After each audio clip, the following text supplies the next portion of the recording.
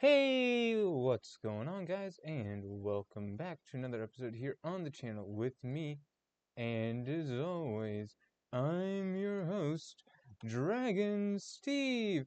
And today we will be doing the second episode of Adventures in the Skydom, our homebrew D&D campaign. And just like last time, I am joined by the Slayer and Rose, with the Slayer playing Eleise and Rose playing Yvonne. If you two have anything you'd like to say before we get started, now is the time. Yeah. Hey. I'm a fellow content creator too, for those of you who have not seen the last episode. And I'll be uploading my point of view to my YouTube channel, and I am streaming it over at twitch.tv/theslayer_246. For people watching on my end in the Twitch chat, I do have his Twitch stream. I do have his Twitch linked, or Slayer. I do have her Twitch link. So Slayer, Twitch.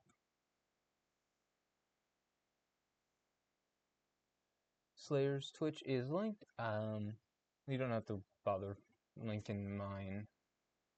And the video and the respective VODs will be going up on each of our channels afterwards. So, to my recollection, we last left off with Yvonne and Eleise noticing a warm, welcoming feeling, type of magic, of a similar nature to that of the Exia, coming from the crystal. What would the two of you like to do?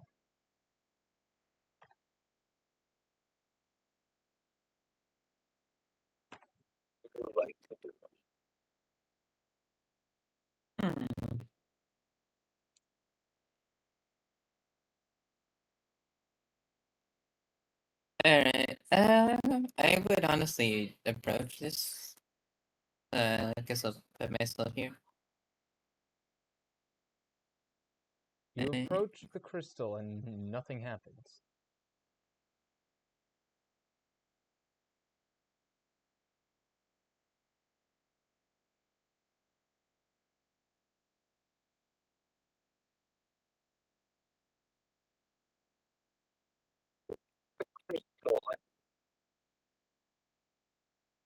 There.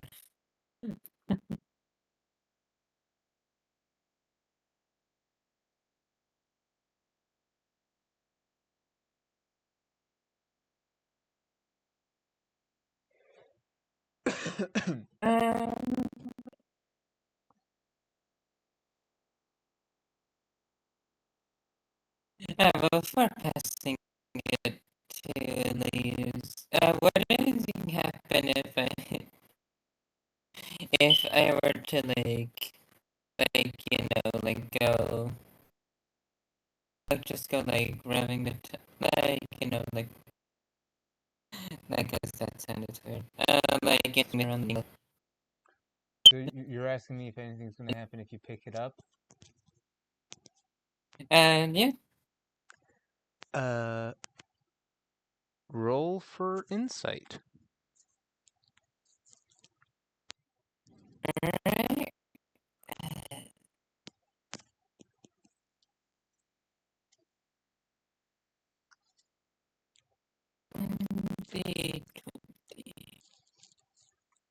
I add to my insight.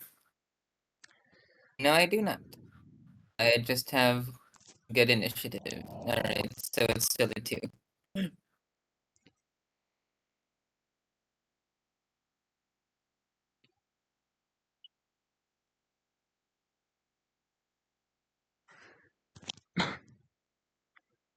You cannot tell if anything is going to happen to you if you pick up this crystal.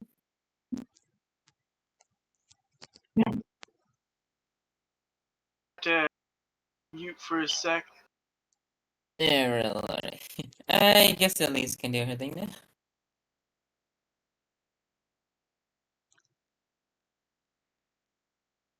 Alright. I guess I'll just start while we wait for her and continue looking at the bigger thing in the front. I mean, if you want, you can check out up.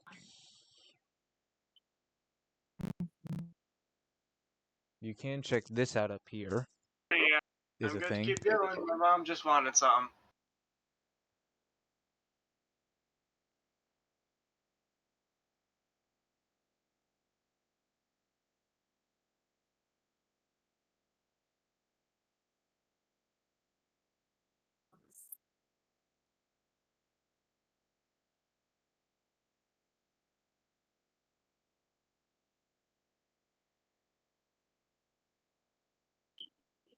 Uh,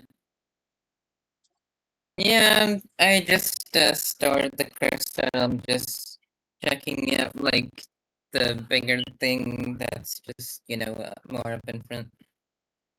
But I forget if it was a huge crystal or the airship. Up at the top area up here, you mean? Wait 1 second, I need to. You're talking about this thing up here, right? Rose? Oh, this giant blob is the airship.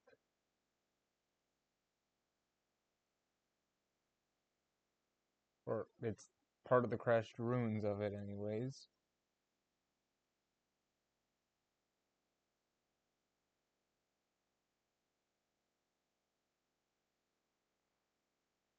Roll for perception to see if you can find anything on the airship for me. Your perception modifier is a +2, and you have proficiency, so roll that perception check with advantage.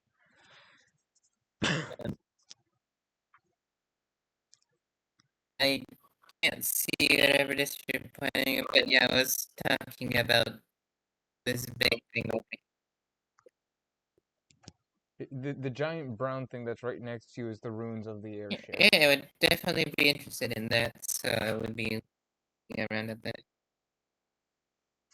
Alright, so you got a 19. As you're Yeah. exploring the crashed ruins of the airship, you Yeah, find... I'm not going to expect to be able to get it working. I would definitely be trying to.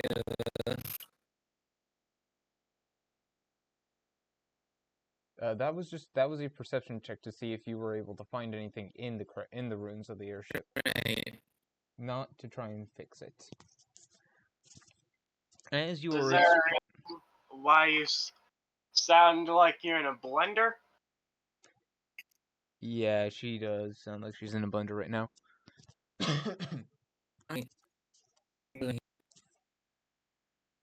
We're basically just saying your audio is very choppy.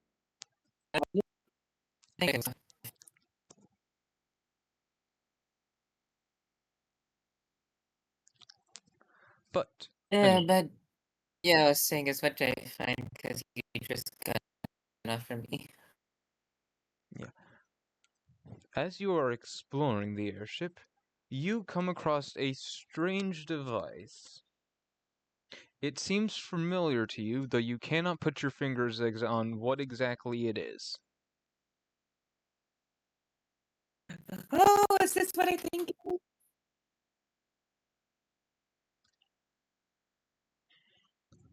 What would you like to do with it? Alright, well, if I find something familiar in an unfamiliar place, I'm going to try and see. I'm gonna like try and rack my brain to be. Where have I seen this before?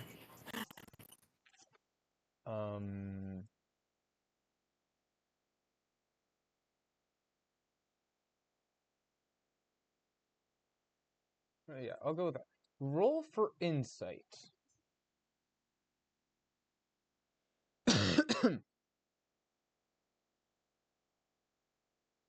Alright.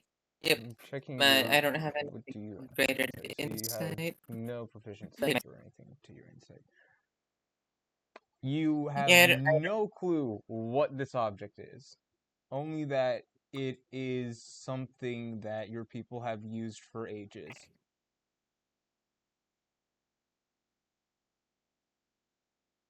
Huh. Alright.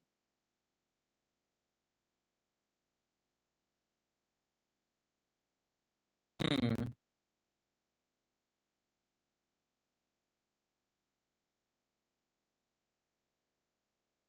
Eleise, what would you like to I do? will put that away in the other pocket for better safekeeping and more access.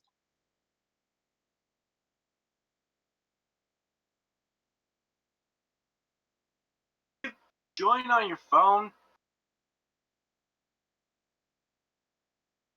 Because it's more than just me and Dragon you need to worry about.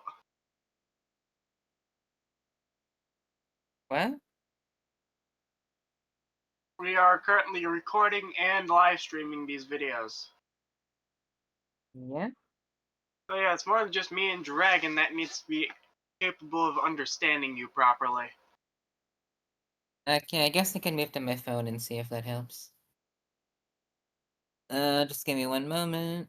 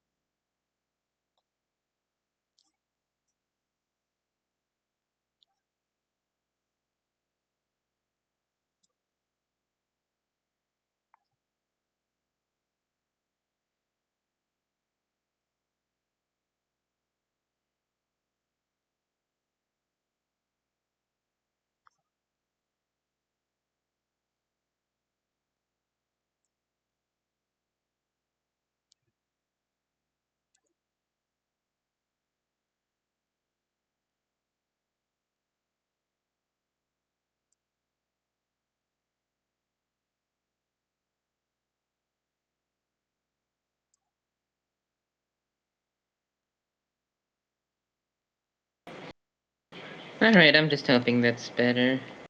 But we can go now? Yep, the sound is coming through a lot more clear, at least on my end. Hey. And with that, Eleise, what would you like to do?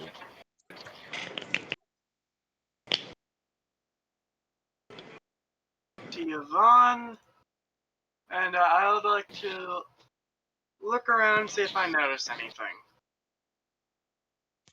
A roll for perception. Hmm. Also, I forgot, can you see in the dark like I do? No, they cannot. So take that roll with disadvantage.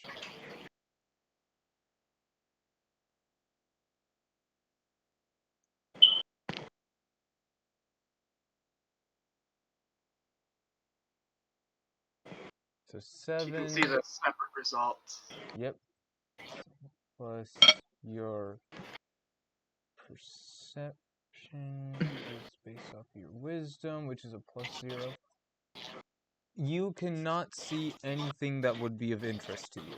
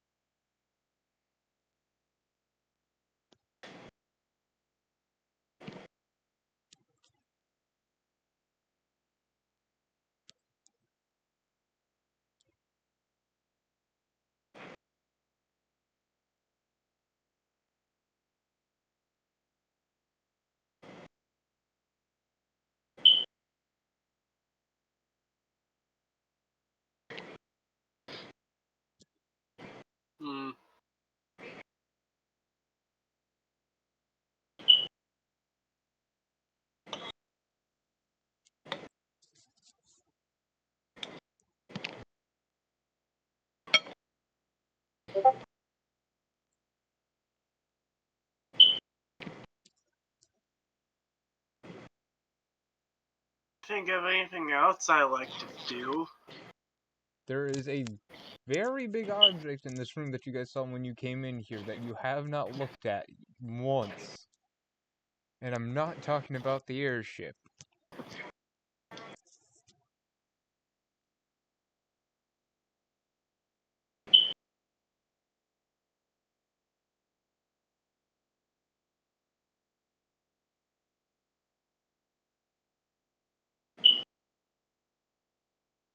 You didn't say anything about that when we got in here. I think he means when we arrived. When you guys arrived When we in got here in last here. session, you guys did notice a pillar at the top. I did. Or at least Rose did. I don't know if Elise did or not, because I know. Elise can't really see in the dark. Yeah, Elise didn't see it. Yeah. I'd say So I might I'm not going to go say I'm looking gonna around have. for it because my character doesn't know it's there.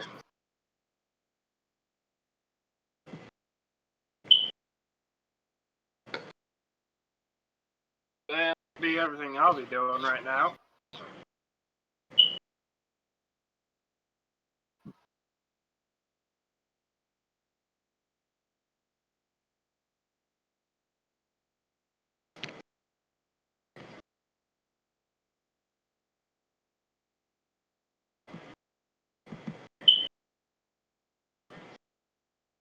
I would be heading back to that pillar then.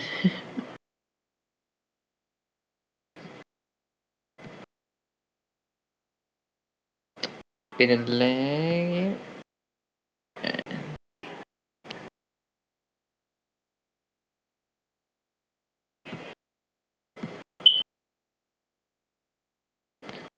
Oh, okay, I don't know what that was.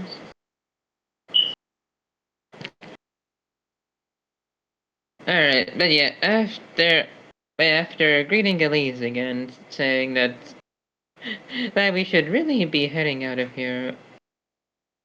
Let's see.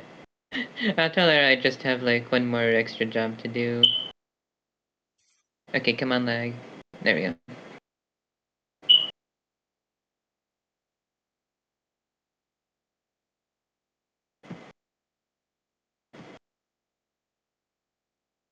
So, I was just asking if she wants to join or leave.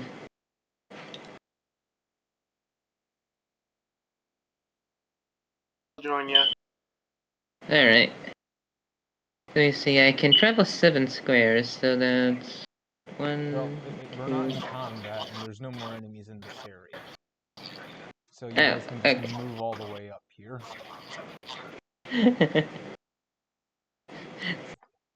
I can actually skip the, I can actually skip climbing the pillar this time. You didn't there was stairs right next to you. I meant when I was over here in this area. I was like... Yeah, you didn't need to climb the... Rose, you're standing right here. Stairs. There are stairs. No, you don't need to climb that pillar. Rose! You were Okay. right here.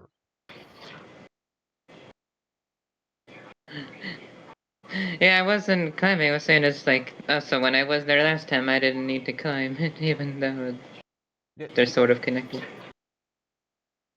There's a literal open space between these two pillars right over here. I might be This is where blind you because I went. see them as connected.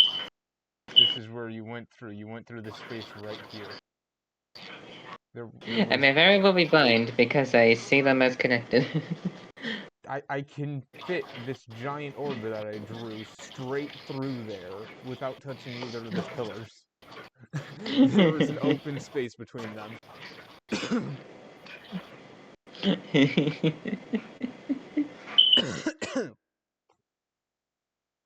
But yeah, so we're both here now.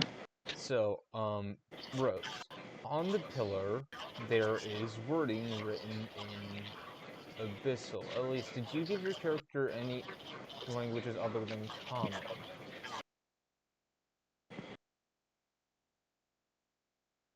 Because I didn't see anything noted on your character sheet.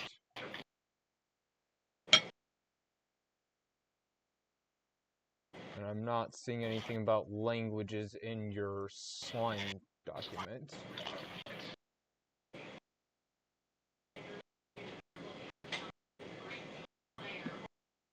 Slayer? Was probably a pretty big lack of proper information on my part. I mean, yeah. I'm just wondering, did you intend to have any other languages at all?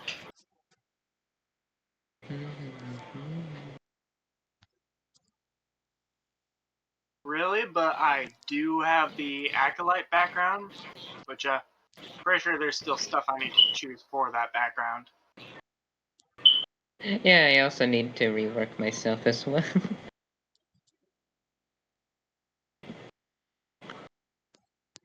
I mean, I do plan on giving you guys a couple levels at the end of this session, so we will have to rework some stuff to your sheets after this. Oh, yeah. So that will be the perfect time to finish working your guys' characters. Yeah, mainly just because I didn't really... Mainly just because, like, aside from, like, item stats and other things, like, you know, like, aside from, like, the bare essentials, like, a class stats and items, I didn't really give anything per Dragon's advice, so I really need to work on that.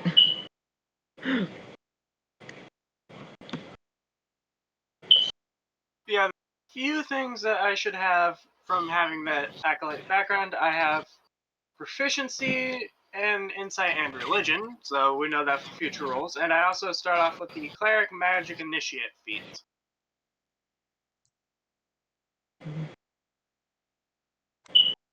But no other languages, so you both exclusively speak Common. No. I will give you the chance to make a history check on this.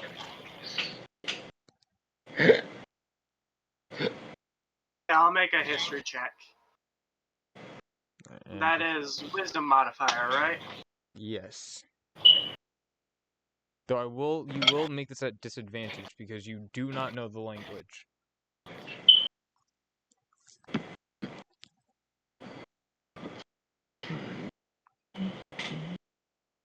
Definitely not succeeding. Yeah. But with that 3, I'm not even going to have you roll the second dice. You have no idea what the writing on this pillar is. As for you, Rose, I will put this in your DMs. It is up to you.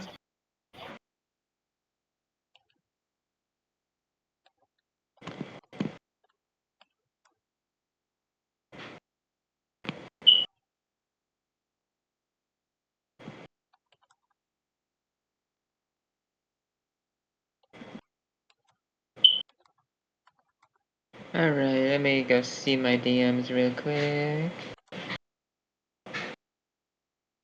Freaking lag.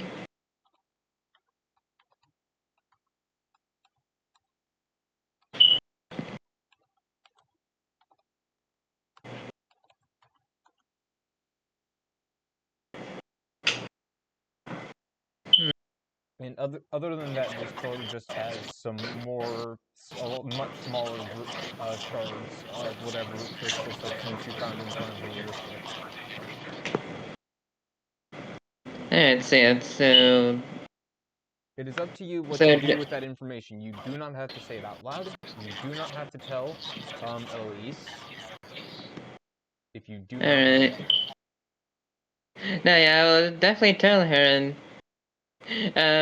alright, so I'm gonna say is that, to my understanding at least, this place might be like a jail cell or something, because a fallen god is stored away here.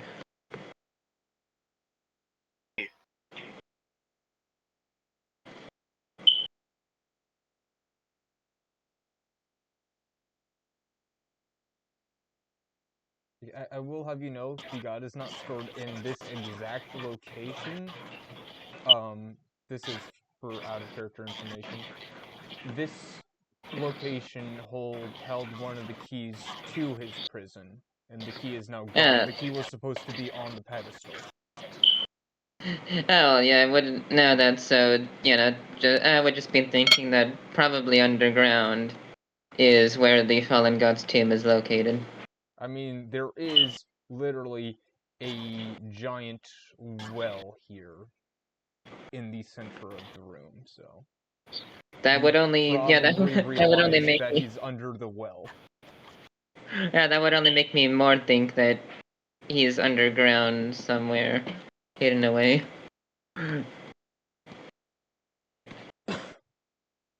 Alright, and with that, what would you guys like to do? My recommendation is to leave the temple through the way you came, and head the direction that Ciero, in the last session, headed, which would have been heading opposite the direction of the temple back towards town.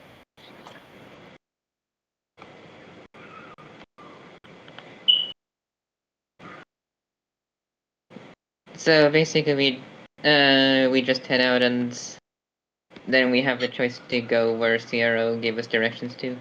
Yes. Yeah, Matt?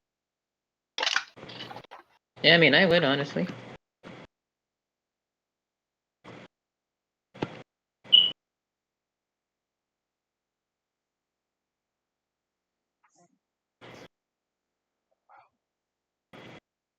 Alright, I did not make a thing for the outside of town. I made one for one of the locations in town that you guys will be traveling to, but I did not make one for one of the locations outside of town. That is entirely my bad. So I will do that very quick.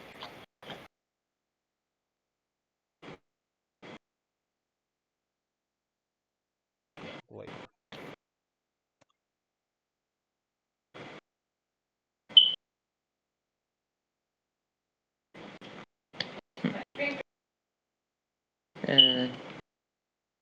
Could you get me some juice too? Yeah. I was drinking tea. Oh, is your throat still not better? Yeah, let me think it. Yeah.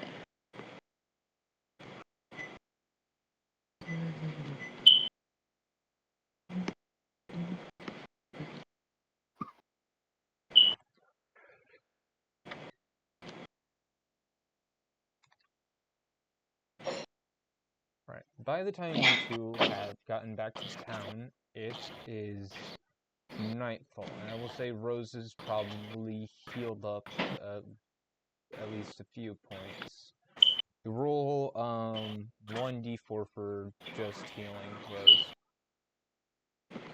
Alright. Well, let's see here. No, come on. 1d4. Like, for some reason I kept pressing 3. Ha! I get 2 extra points. Haha!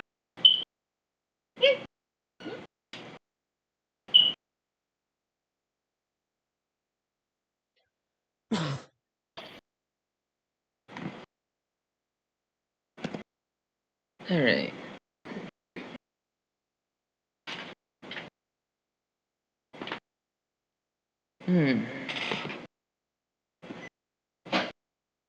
Also, something I did forget when I looked over is that I put down the armor class wrong.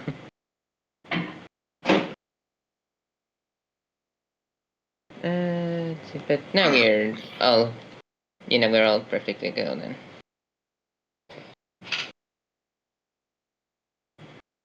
Yeah, your AC, when I just checked, should be 16.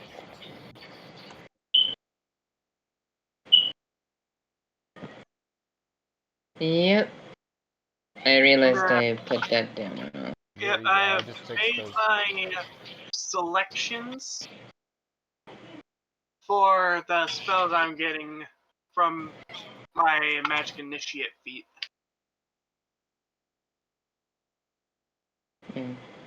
Alrighty. And with that, let us continue our game. So, I would like you both to make perception checks. Okay. The town is lit up by torchlight, as well as lights from the windows of the houses, so you can see well enough that you're not going to have to make this at disadvantage, Elise. Well, let's go then.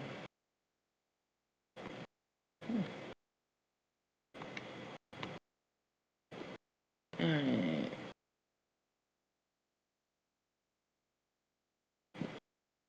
So yeah, it's on the 19th.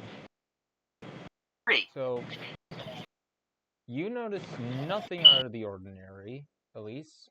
And for you, you notice that most of the and for you, Rose, you notice that most of the buildings seem very quiet, except for you can hear loud voices and singing from this direction. From which?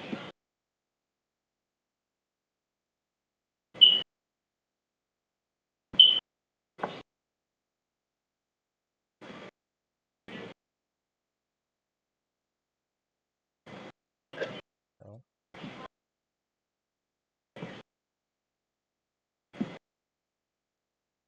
Hello? 1 second, here we go. Oh, This way. alright. For some reason, it wasn't letting me make markings. Alright.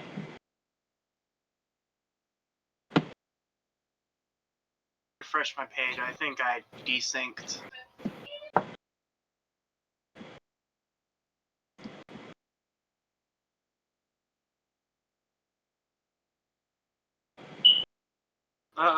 Second, did you just not change the map? How do I force people to change map? Oh, there we go. I found out I can have pre-built maps for everyone. Huh, nice. Scenes. So, basically, this direction, you guys are able to, or Yvonne is able to hear voices and stuff coming from this way.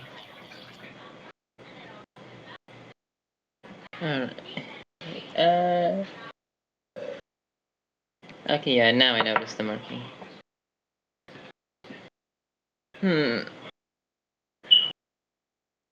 The rest of the town does seem dead quiet, though. Like, unnaturally silent.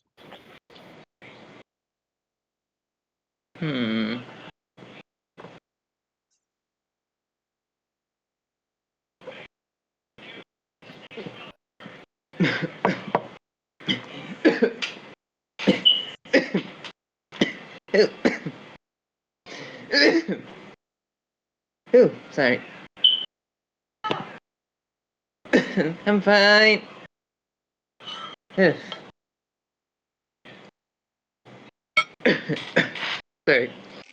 But yeah. So I'm just going to very cautiously head head through the town in the direction that I heard the weird noises coming from, considering that seems to be the only source of noise around here. And for you, Elise, will you follow? Yep. Alright. So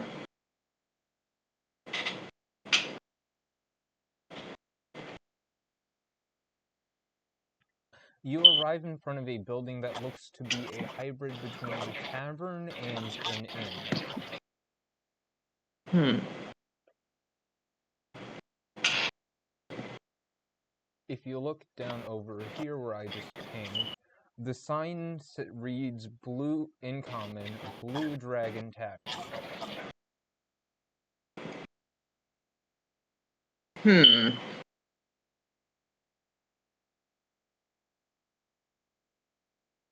Well, I don't see a reason to not go in. Yep. So there are doors here. Or, 1 second, I didn't ping properly. Right over here. And right over here. Which door would you like to head in through? I guess the one we're closest through, so this one?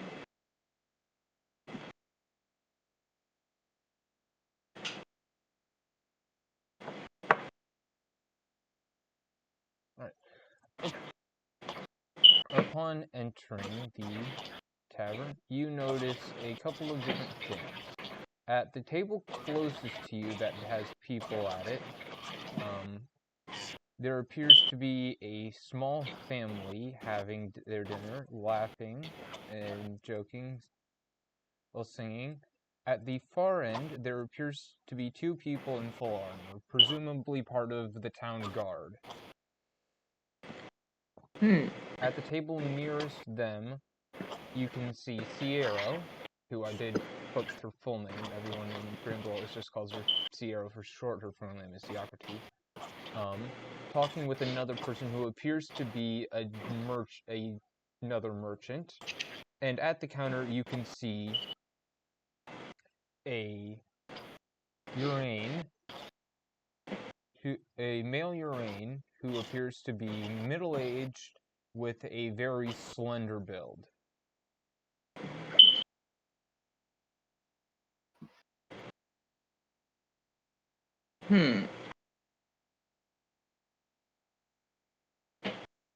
For people who do not know, Urains are just humans with animal ears.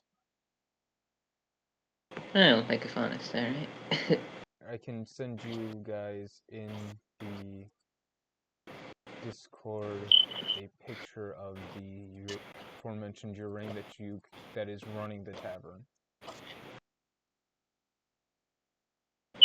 Let me grab his picture for you guys. There you go. I put it in the RP text channel, so you guys will be able to see it there.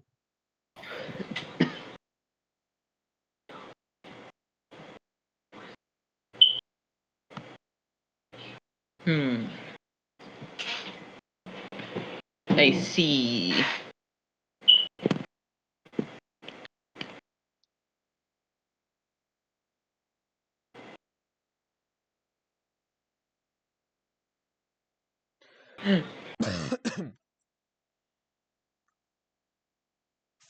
Upon hearing the door close after you two enter, Ciro seems to notice you and calls out, "Welcome, strangers. Come, have a seat. I'm just about to finish up my meeting over here. Then we can talk some more." And Sure. as she says that, this person walks out, leaves.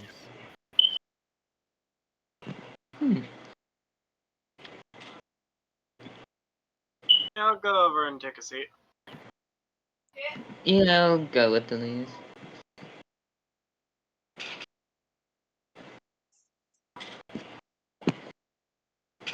As you two walk over and take your seats near the table,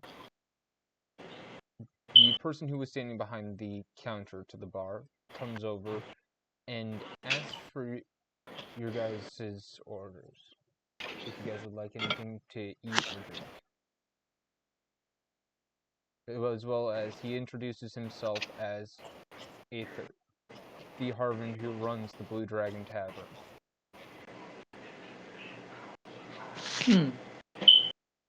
It was nice to meet you. I won't be having anything, though.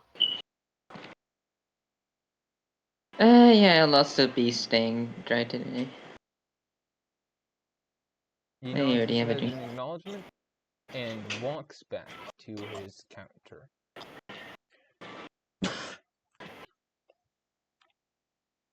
Going back to Sierra begins questioning the two of you on what you saw in the temple, because she's pretty much knows everything that happens on most islands.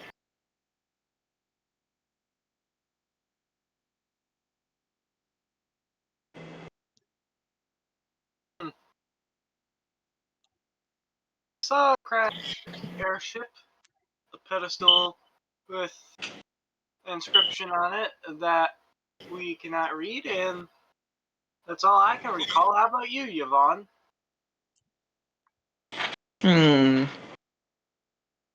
Well, we got into a big place, fought some weird mind controlling aliens. I found something that I recognized, but didn't. And well, we just found some other random loot.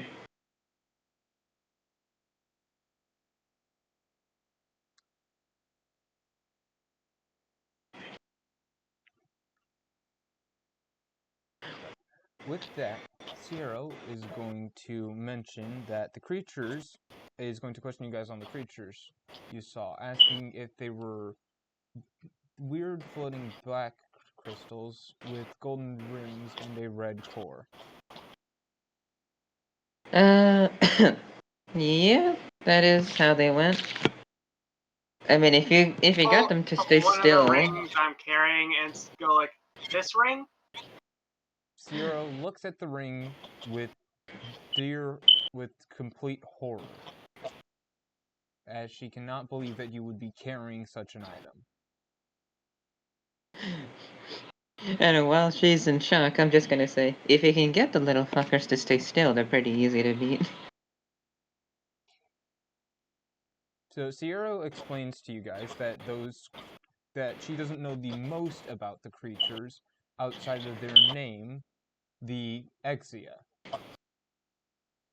Though she does know some people who would know more about them, and she calls over our friend Aether, who she explains his parents used to work at the temple you guys were just in before the airship crashed into it, destroying it. And Aether explains that the Exia are essentially fragments of the banished god that was mentioned on the pedestal, that have seeked through the seal that is controlling his power and are attempting to release him.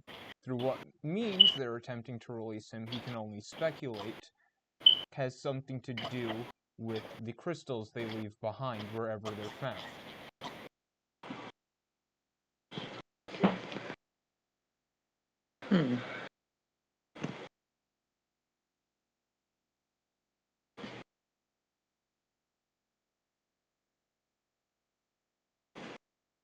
So, so they're proudly collecting what might be magic crystals. What can either be some very elaborate ritual, or they're just going to, or basically just gonna pile them all over around the tomb and turn it into like a magic pile of C4.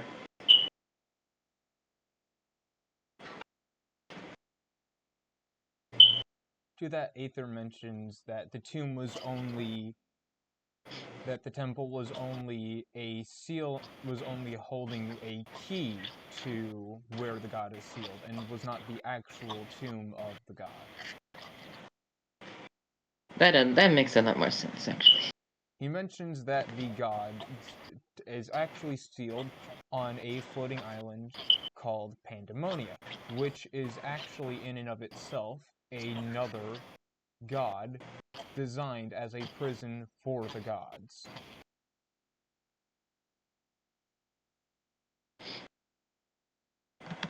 Huh.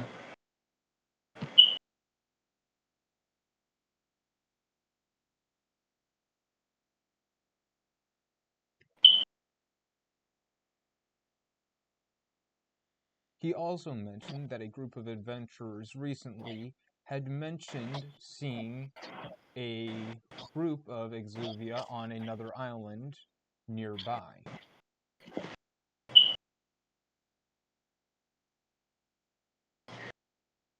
Though he recommends checking out a nearby ancient tomb that is on the island you guys are currently on before heading there,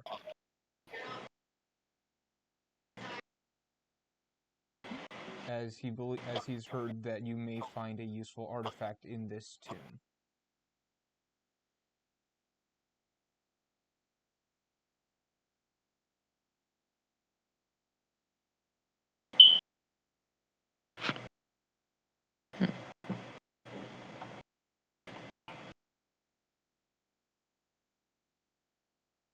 So we got a bit of a scavenger hunt, eh? You see Aether and Zero walk off into one of the back rooms real quickly. Before Zero comes back out and hands you to a map to the tomb that Aether just mentioned. Aether comes back out and sits back at his little counter, as well as Zero mentions that she has some contacts who can fix up the airship at the temple, and you guys can use that to help get around between the islands if you need to. Alright. However, she does ask that you guys become patrons of her knickknack shack in exchange for this favor. And it can't be like an awful job, right?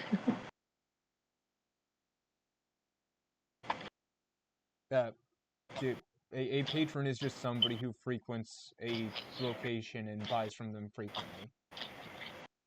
Oh. She's being a businesswoman right now. Yeah, no, I get that.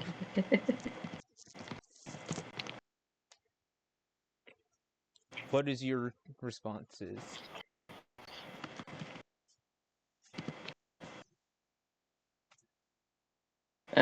Yeah, I definitely say yes.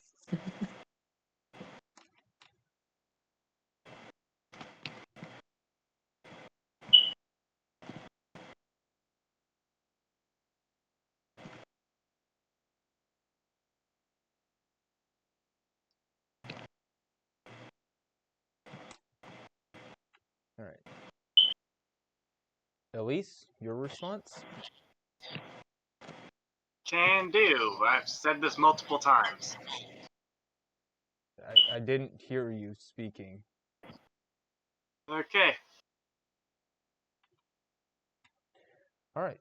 And with that, CRO is going to recommend that the two of you, seeing Yvonne looks fairly beat up still, she will recommend that the two of you rent a room here for the night to rest, saying that the Blue Dragon is not only a tavern, but it has an inn on its second floor, and that it's relatively cheap.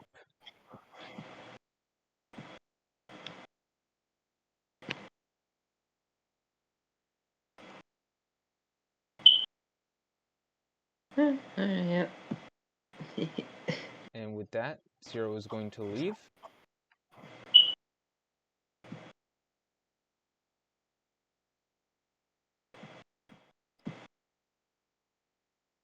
A door, that's a window. Oh. I clicked the wrong thing.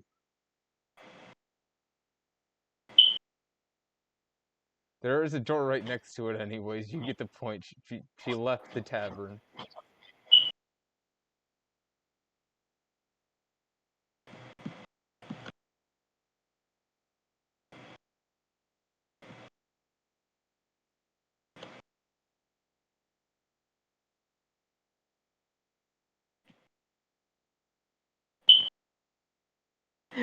Well.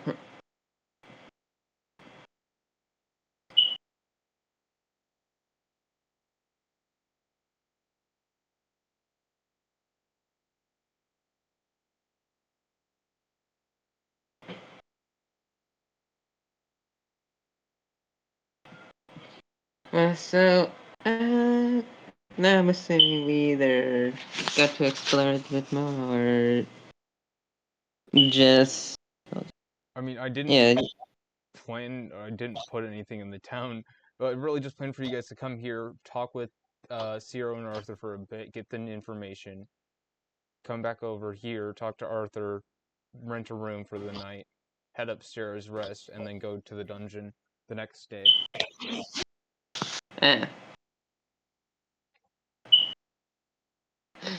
Well, You are pretty beat up.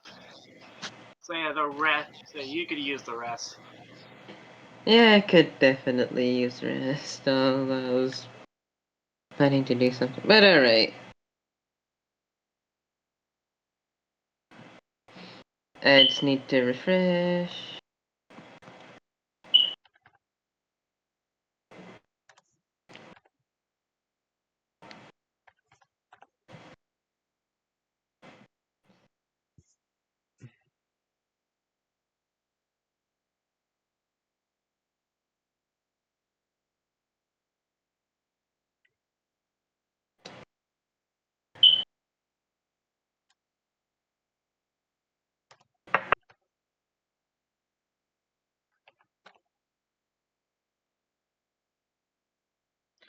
Alright, so are you guys gonna walk over and talk to Arthur about renting rooms for the night? Or are you guys just gonna sit here at the table doing nothing? I'm waiting for the refresh to load.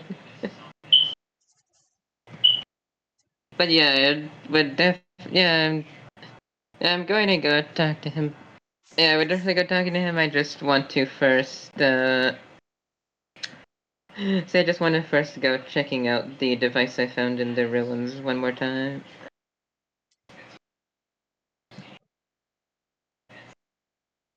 I will again. This time I will have you make an investigation check on it. Alright. I don't think I have anything to help with that. Actually, your investigation is a -1. I just checked your stat. But you are technically investigating the device right now, is why I chose that. Gosh dang it, I really need better stats here. Because the kind of character I wanted is definitely not fit for these stats. Alright, but yeah, D20 -1. Hey, it would have been a nat 20. I mean, it is still a nat 20. It is just that, you lose 1 point in the final part of the roll. However, you do pass the check, and you can tell that this device has been used by your people for ages to manipulate various objects, the shape and form of various objects, including living creatures. I definitely know a use I have for this.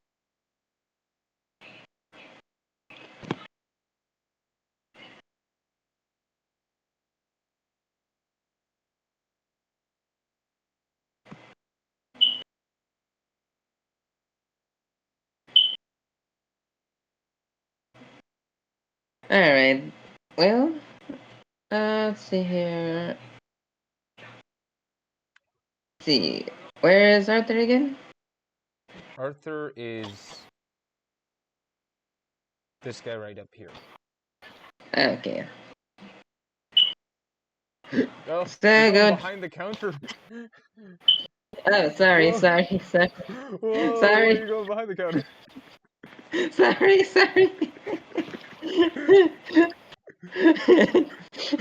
Whoa, where's your manners? This is a businesswoman. You can't just have people running behind the counter.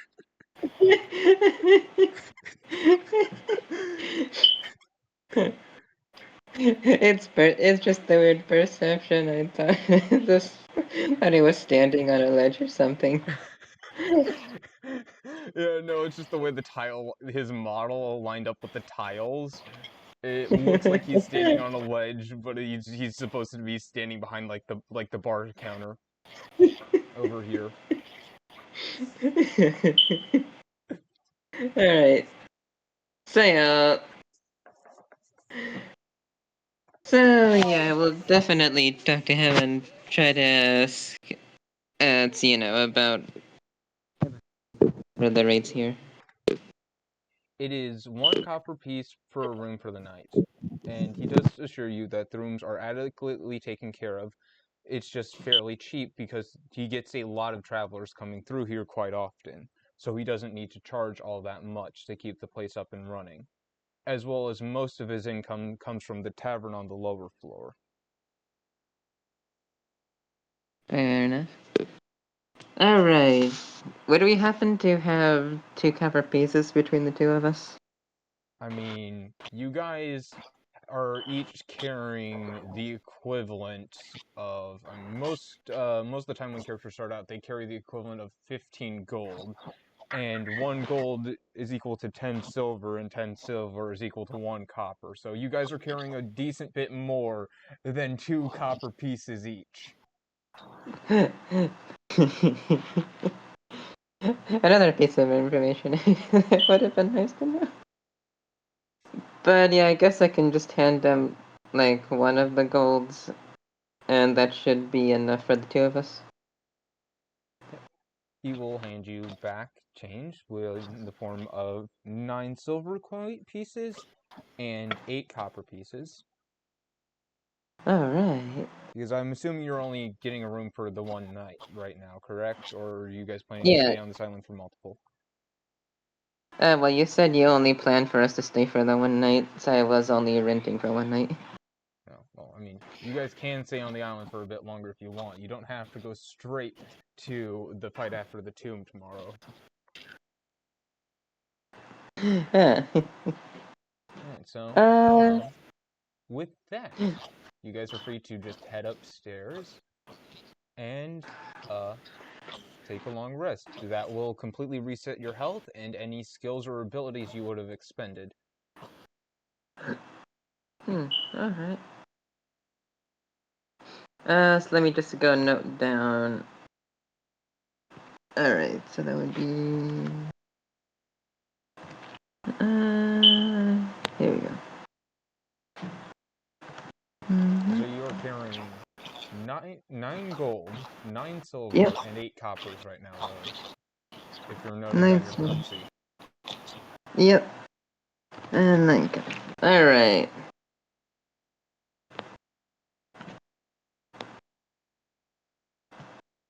And just as Arthur said, the rooms were fairly nicely made. Definitely, you, as far as you guys can tell, they are definitely better quality than what a 1 copper room should have been.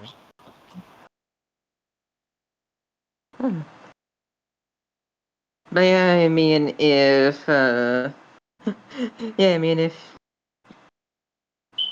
God damn it, I had something for the... Oh yeah. Also, I noticed that if you have a business that doesn't charge much, but you get an unholy amount of customers, it should even itself out. Yeah. To be fair. So, to let you guys know, the island I'm having you guys start off on is an island called Port Breeze, which is basically the busiest port in all of the Fantagrande Skydom. So when he says he gets a lot of travelers coming through, he gets a lot of travelers coming through. Merchants, adventurers, you name it, you're bound to come through Port Breeze at some point.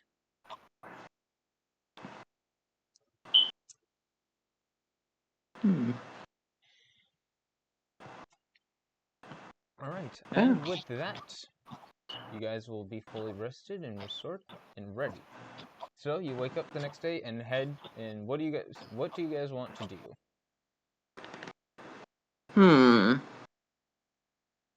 Would you like to explore, talk to Arthur a bit more?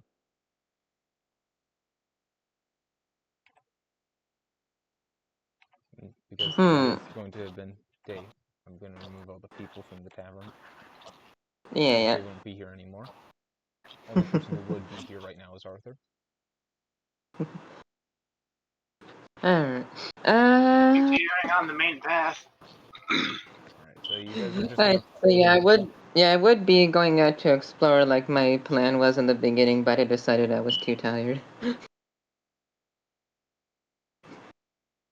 Well, you guys, I'm assuming you guys went to took your long rest, restored, and this is not like the next morning.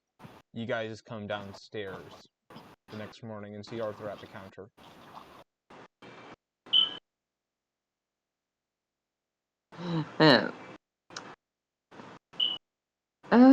So then I guess I would come down to wish him a good goodbye and then, head out and explore like I planned the previous night. So, you're going to go and explore the town, is what I'm hearing, Rose. Claire, are you going to follow her, or would you like to try and convince her to go to the dungeon first? I'm gonna follow Yvonne. Alright. Party room here.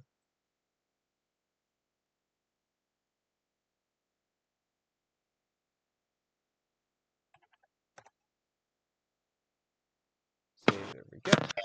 Alright, so you guys enter the town, and it is almost as quiet as it was yesterday. You can hear families talking inside some of the houses. I'm not going to spawn characters for this. But there's people talking inside all of the houses. Families having breakfast and whatnot.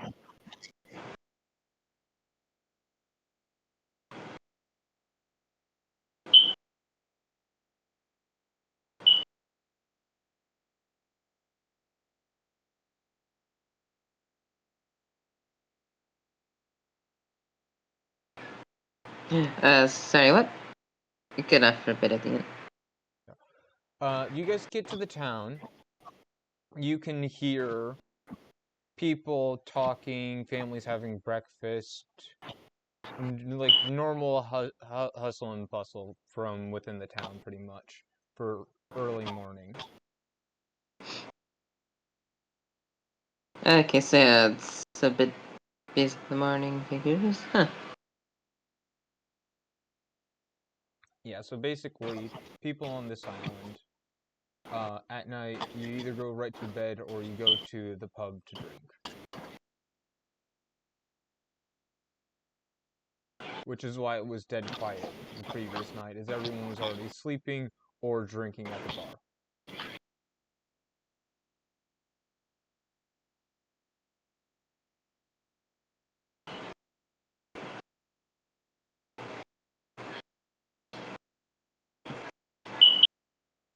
Hmm. Alright, and so again is just that the options were what and drink at the pub? The options that all of like the civilians were doing was you were either asleep at home or you were drinking at the bar. So just checking That's why it was pretty much dead silent last night when you guys came through here, is because everybody was asleep. Alright, yeah. Uh.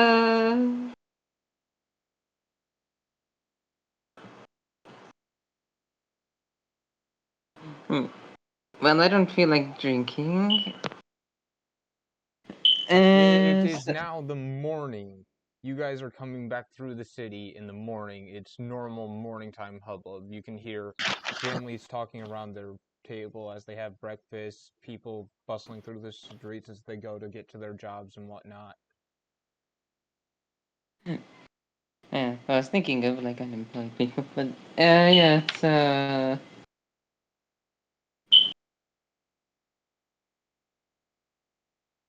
I would just be first honestly looking around. First honestly looking around for perhaps like a food stand or something.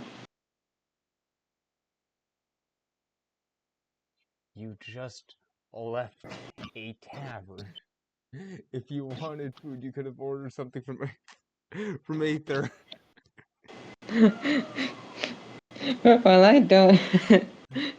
I didn't know that tavern served anything but drinks because I literally never hear anyone get anything from a tavern but beer A or ale or restaurant. whatever liquor, A whatever liquor their species a thinks. tavern is basically a medieval restaurant. Figures. But yeah, anytime I have ever heard a tavern being mentioned in any media, especially in D&D, people only ever order whatever liquor their species happens to drink. That's just because drinking is very popular amongst adventuring groups. Uh,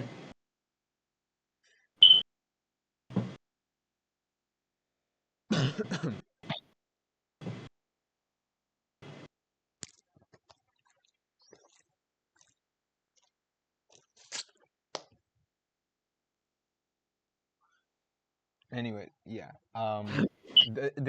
You do not see any signs of a food stand in this area of the town. This is the residential district you guys are currently in.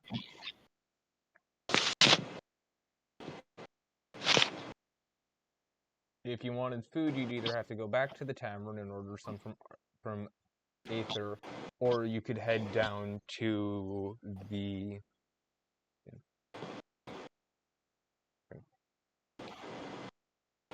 Oh.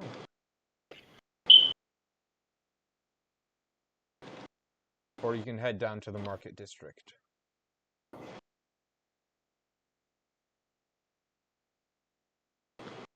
I would definitely try to look for that.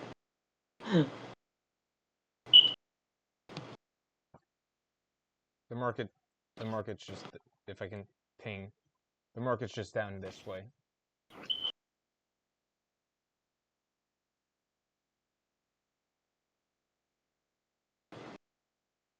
Which way again? Down here. I think I need to zoom out. But I'm gonna assume it's on the down area. Yes, it is the down area. I have to make a market now. Thanks a lot, Rose. Yeah, you're really making me make a lot of maps that I didn't plan for right now. Thank you so much. I'm not planning to make you work harder. I'm just... You guys were literally just... I mean, I did plan on you guys coming to talk to Sierra in a bit, but I was planning on you guys going to the dungeon and then just meeting her in the tavern again. But now I have to make the freaking market area. Give me a minute to set this up. I'm not letting you guys in here until I have this ready. Why are you...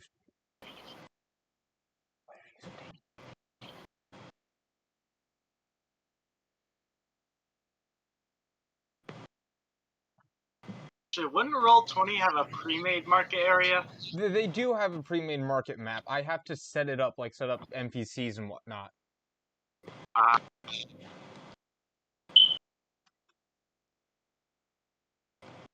This isn't going to look anywhat like the rest of the town, just because the pre-made market area map doesn't look like the rest of the town. Just don't question it. Doing? What? I'm going to use my slime shifting ability to turn into a parrot and just ride around on Yvonne's shoulder.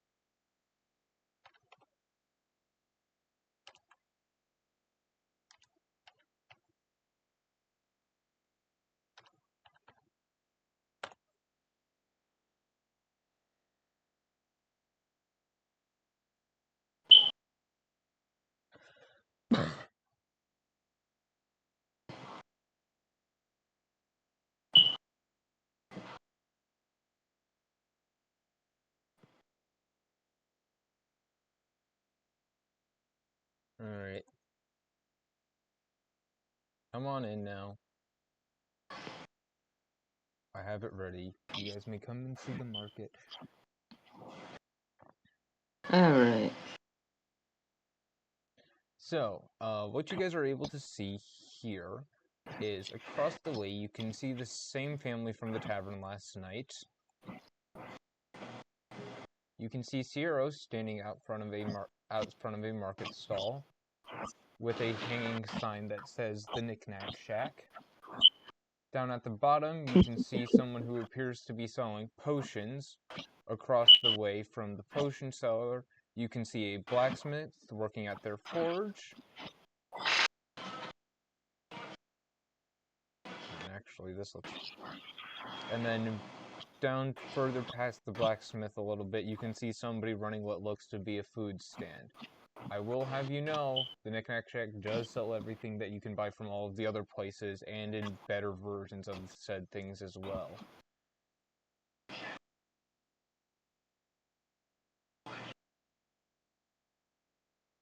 Because basically, the fun thing about the Knickknack Shack is it's basically just your all-around general goods store.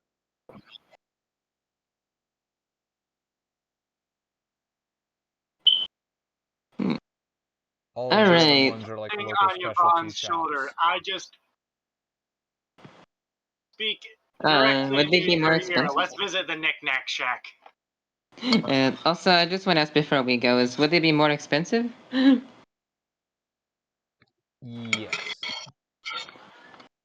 They're all kind of supposed to be like local specialty stores, while Shiero's is basically just like the equivalent of, if you guys have it or know what it is, like a Myers. You can find pretty much everything you need there for relatively cheap. But it's gonna all be like name brand stuff.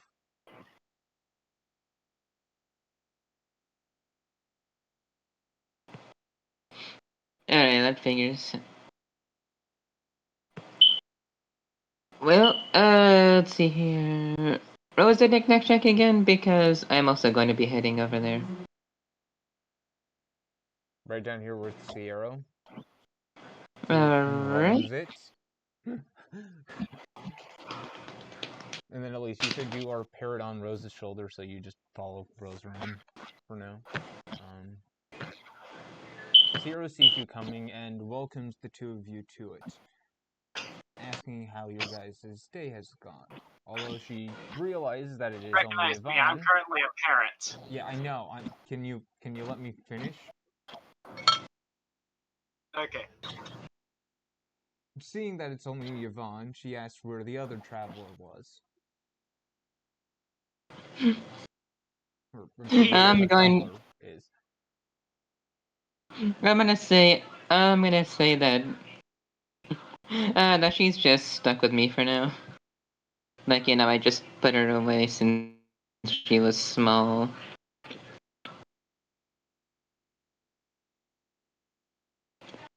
Shiro will give you. Hello there, Shiro. I'm right here. Oh, you probably don't recognize me like this. And then just get off of Rose's shoulder and just go back to my normal form. Ah, so you're a shapeshifter. We don't have many of those around here. You guys must be travelers from really afar. I have some people working on fixing up that airship from by the temple. Already. It should be ready within the next few days to fly again. From what they told me, it's not in too bad of a shape. Now that's the surprising part.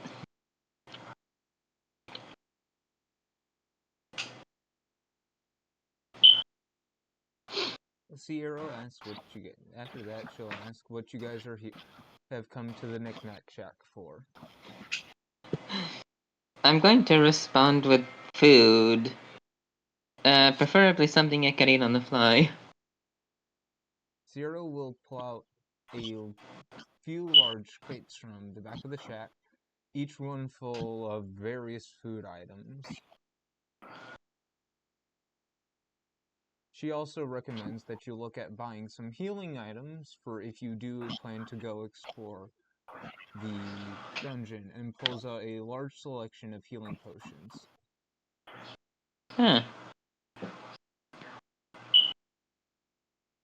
Or more of like, not selection, just stock. There's just a lot of potions.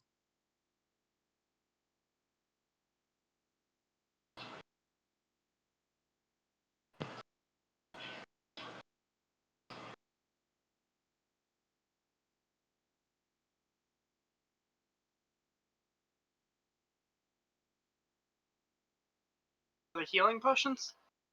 Yep, a bunch of healing potions. Alright, so She says it is 1 silver per healing potion,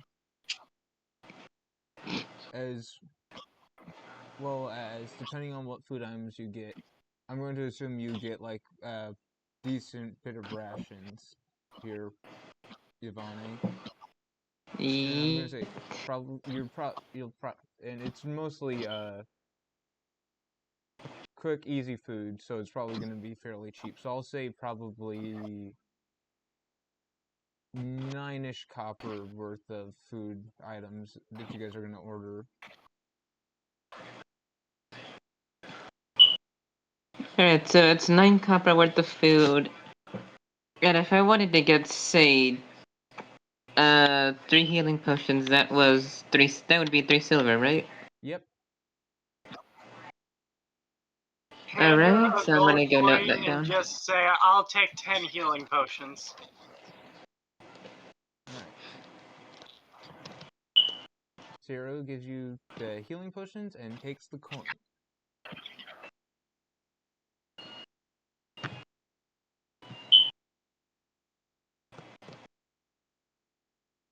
Before thanking you for your business. And so you're getting 3 healing potions and 9 coppers worth of food. Yep. You currently have 8 copper on you. So I'm assuming you're just gonna do 4 silvers and take the change. Yep. Alright. The 4 silvers change for what you ordered is gonna be 1 silver, is gonna be 1 copper. So Rose takes your Sierra takes your 4 silver, hands you a copper coin before giving you the items, thanking you two for your business, and handing you an extra healing potion each, saying it's on the house for first-time customers. Yeah. Saying she hopes to have more fruitful business ventures with the two of you. Pokeball logic does apply. No, it is just being no. She is really just being a business person right now. Yeah, Trying to get you guys to come it's trying back. to be funny.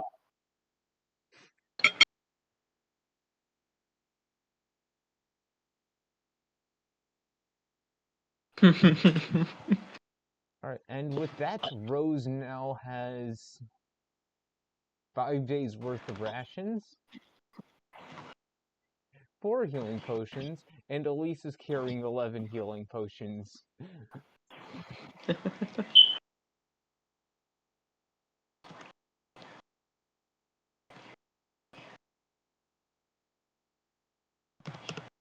For a bag on my hip to just make carrying around the healing potions easier. You have a... I'm pretty sure. Wait, did your quest... I mean, you didn't put anything about it.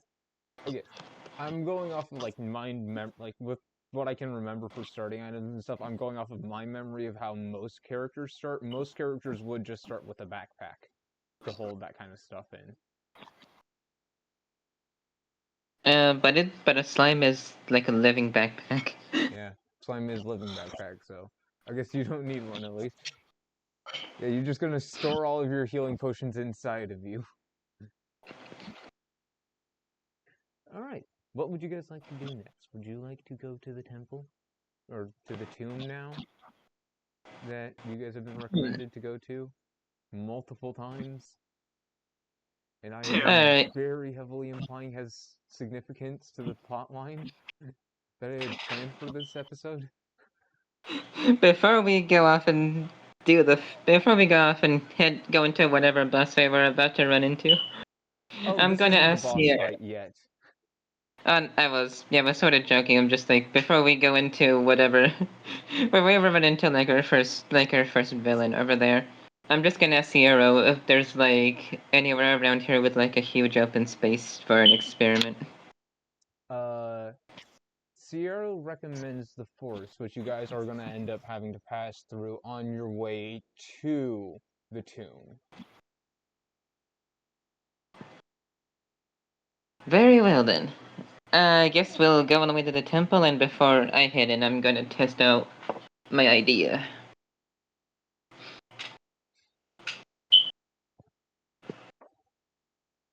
Alright, let me just zoom out so I can... So which way would the temple be? I'm just gonna take you guys to the forest. Ah, okay. Because I'm not... You guys have a map, you know where it is. I was just asking which way to go.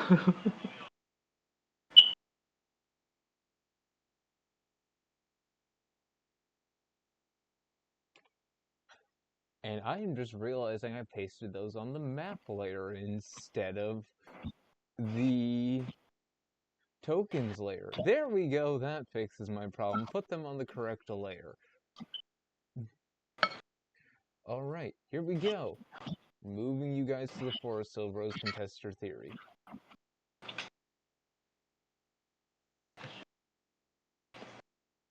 I just kind of had you guys in the center of it. Fair enough.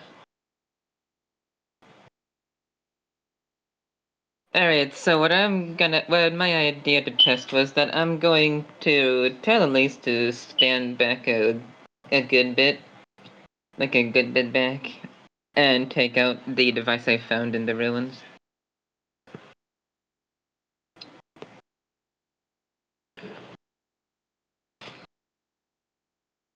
Do just that. Alright. And so what I'm gonna do is I'm just going to hold it to my chest. And I'm going to try and I'm gonna try, like, I will use the first part, but try the second part. So the plan will be to become a pangolin and use the device to basically supersize myself. Alright, you successfully turn into a penguin. However, I said a pangolin. A what?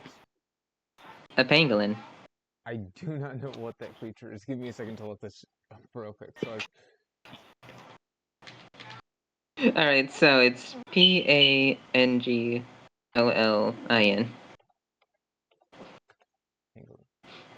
uh,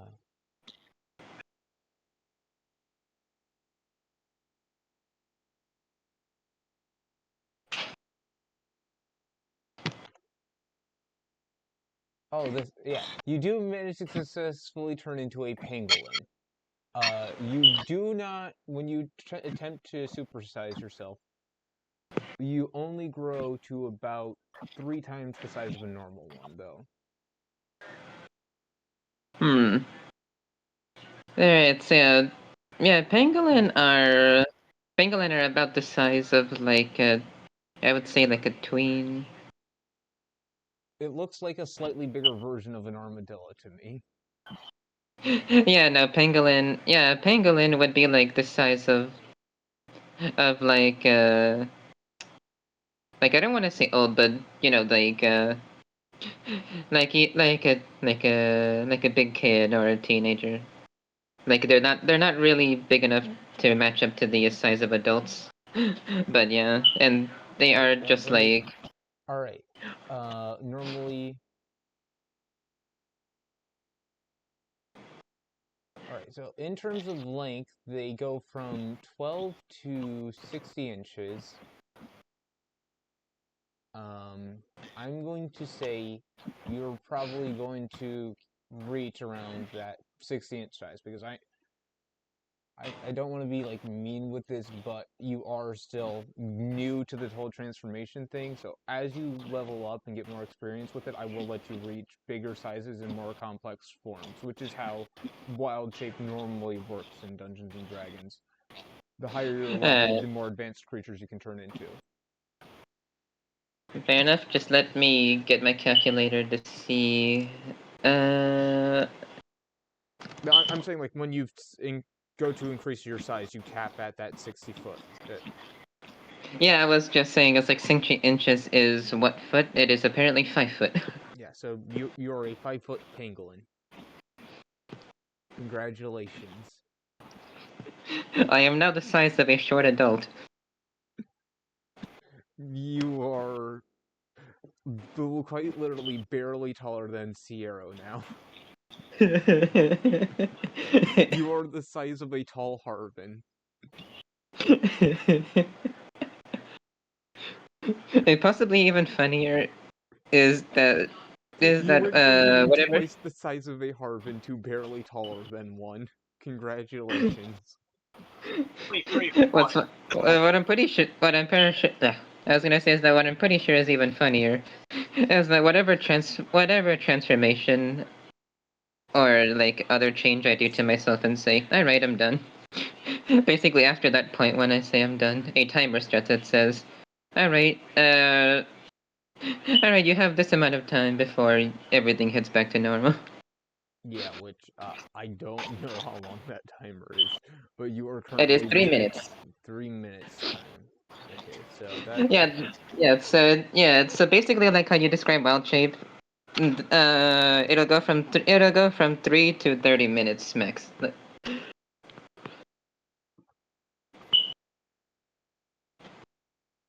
yeah. So I'm assuming you're gonna stay as the pangolin while we move to the dungeon, because if you untransform, that would just be a waste of one of your charges. Yeah, I will stay as the 5-foot pangolin.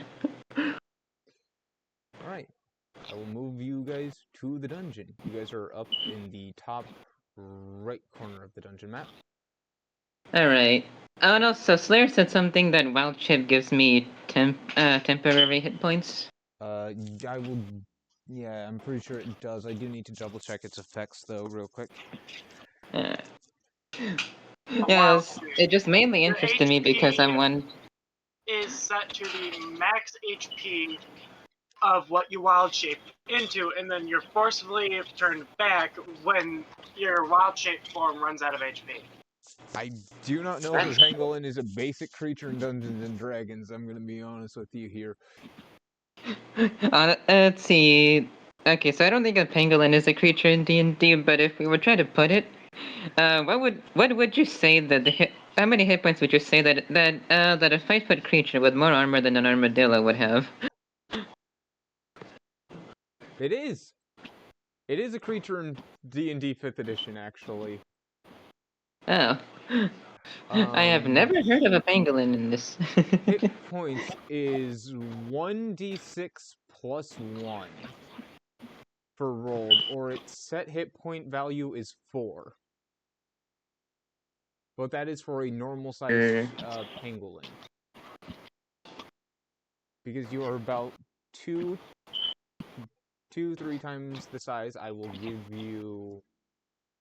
Yeah, you said I was. Yeah, You you said I are a was bit bigger than 3 a normal times so. pangolin right now. So. Yeah, you said I was triple as big as a pangolin should be. Yes, I will give you 3 times the pangolin health, set health. So, So that. so it's 1d6 plus 1 multiplied by 3? I'm running this off of the set health, not the rolled health, and it Oh, says okay, the set so health I is would have. 4. So you're going to have 12 hit points for now. Alright. For the next 3 minutes. In That game honestly time. is very fun. Alright.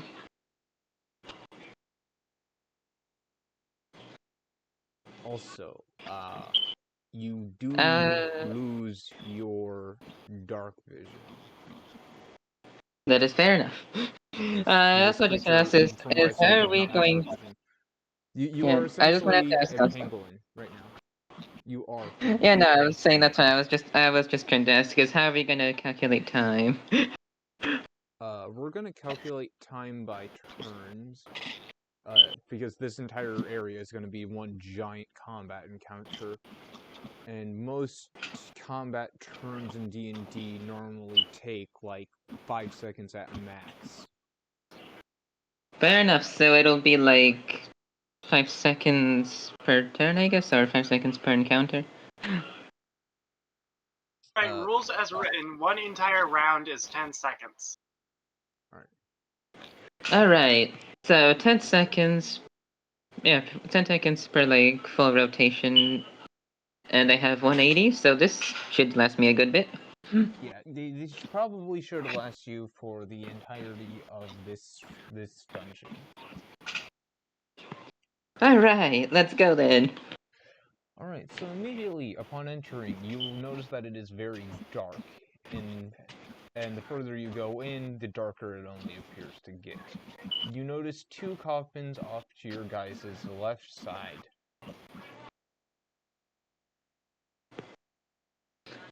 Alright, let me zoom in a bit for this. Potion. Huh. And I will cast a cantrip light on it. So you cast the cantrip light on, what, the coffin? No, Yep. random ass potion I pulled out. Oh, you're just gonna pull out a potion and use it as a light bulb. So, the light illuminates up to about, I'm gonna draw a line here. It's bright light for 20 feet, and then 20 feet past that is dim light. So it's a 40-foot total radius. Right. There we go. So, 1, 2.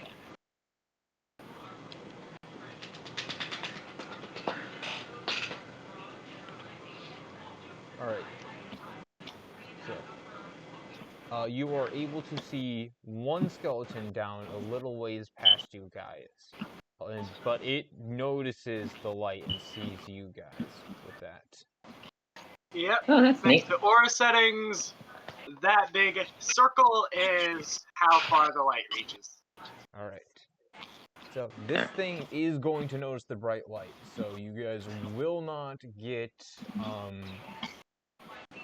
the advantage on initiative rolls. Give me 1 second to pull up the skeleton tab, so I can see what this thing does for its initiative roll. I know initiative roll is a d20, I just need to see what its initiative modifier is. So, that is roll, start, everyone. Or did you just do that? So, everyone, roll for initiative. Alright. This skeleton has an initiative of 6, so it's probably going to be fairly low in this combat order. It seems I'm going first. Once my initiative is 12.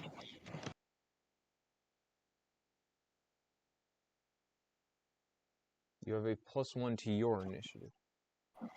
Okay, so 19. So Slayer has 12, so that I have a thing for turn order.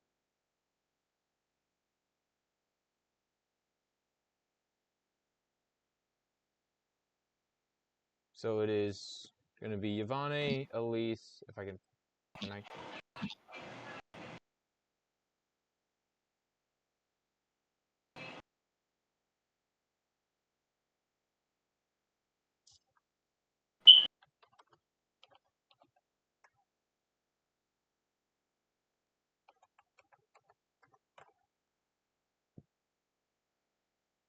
There you go. I have this written up. So, what would you like to do, Yvonne? There is a skeleton down here that clearly knows you are not supposed to be here. Alright, I'm gonna say fuck it, we bow. Quite literally. I sent something in the RP text that signifies what I tried to do, which I'm gonna cosplay Cannonbolt.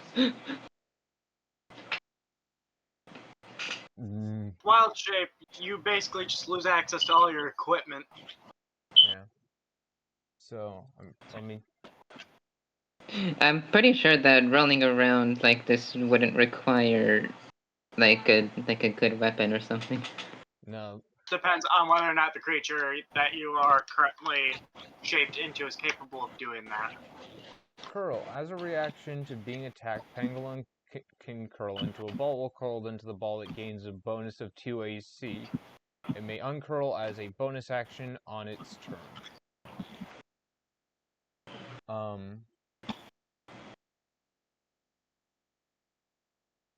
So I will have Hold it. I You will have a an issue facing it. melee attack of 5 feet, 1 target, based on your strength modifier. Let me Which check this. is... So your strength is a plus, so you have a +0 to hit, and you will do 1 piercing damage to whatever you hit. Yeah, the thing is definitely not within 5 feet of me. I'm just looking up Penguin rules as written there. So, probably not the best character to shift into.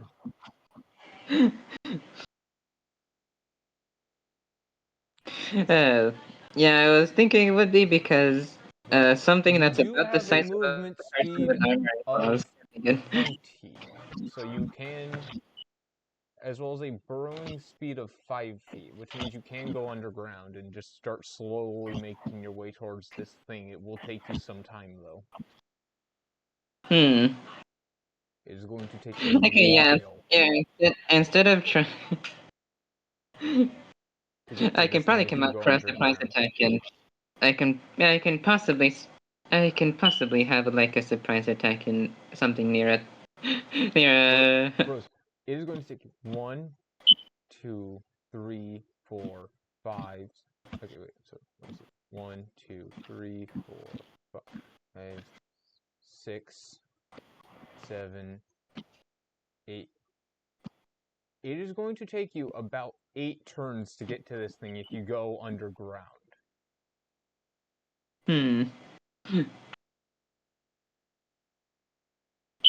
Because you have a maximum burrowing speed of 5. So I suggest you run forwards a ways and then you start burrowing, like at the edge of Elise's light circle of bright light is where you start burrowing. Alright, I shall do that then, where I'm gonna get a bit of a running start and jump and proceed to start digging from there. So that will end you right over. oh. I was gonna say you can probably start digging from 1 more tile down. Hey, you There we go. also still have your action, so you can just take the dash action to move further if you want. Oh. I don't know So if I you shall. can. Let me check this, but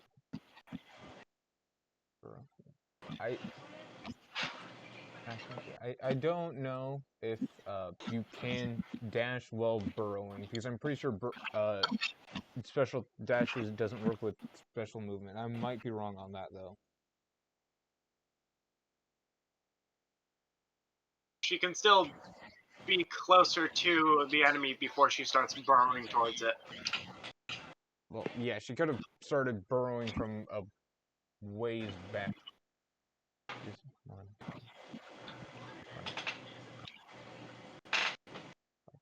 5. I said that I could get to the edge of the bright light and start digging, so I did, and he goes, "Oh, you can actually go one more." Well, no, And you then had 1 more tile of the bright light circle that you could have moved to. oh, hold it. Is that here then? Okay, here I will put line. If it lets me draw a line here. Yeah, here. You could have done to here with your run, which would be your full 20 move feet, and then you move 1 more diagonally with your burrow.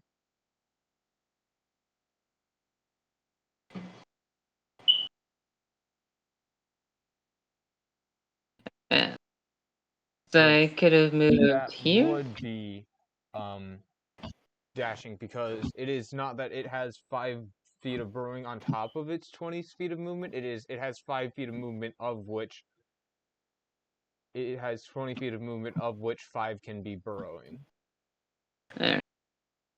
So I guess I start burrowing in this spot.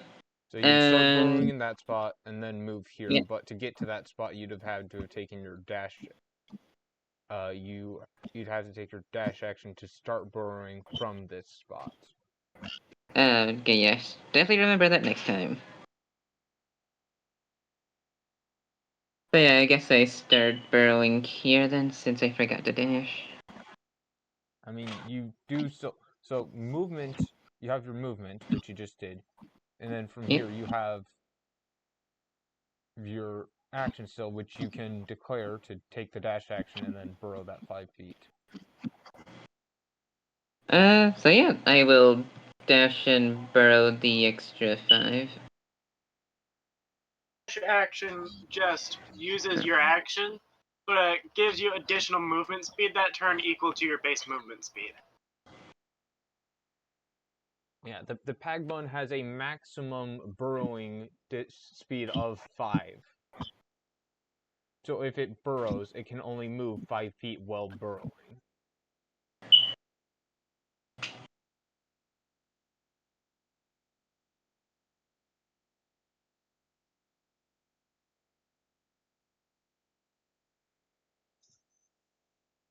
So yeah, I And maxed that out 5 how feet of far burrowing I is included in its 20 feet of normal movement. It is not in like additional movement that it can do every turn. It is part of its 20 base movement.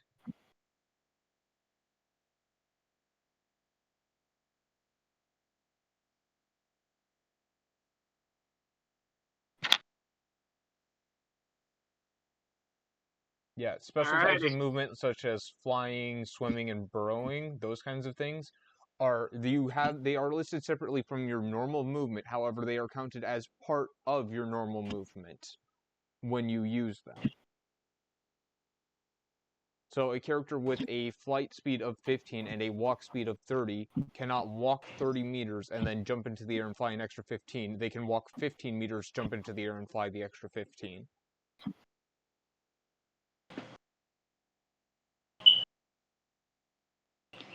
So I would. So am I here or here then? You Okay, I guess. can be right where you are right now. That is a possibility because you can burrow the 5 feet and come out of the burrow at that 5 feet token and then continue, and then you still have an additional 15 feet of movement after you stop burrowing. Okay. And you would have come out then your burrow in That location I'm in, yeah. so you started burrowing here. So Yeah, here. the burrow could have ended in any of these tiles. Alright. So I would choose here, I guess. Or actually, wait. Yeah. And then from that point, you have more movement still, an additional 15 feet. Alright, so that would be.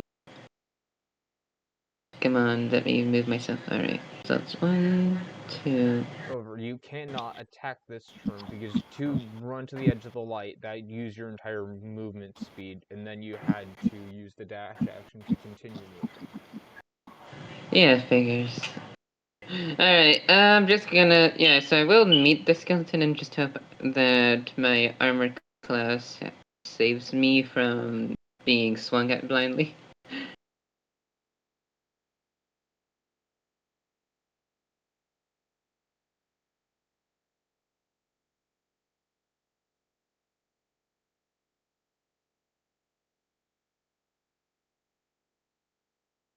Why did you change your armor to 20? You said I had 20 AC? I said you had 20 feet of movement. I really swear I heard you say AC. Yeah, no, the pangolin only has a 15 to armor class. Your actual armor is a 16, though, for your character. Alright. Pretty sure that while wild shaped, her armor class does change to the AC of whatever she's wild shaped into.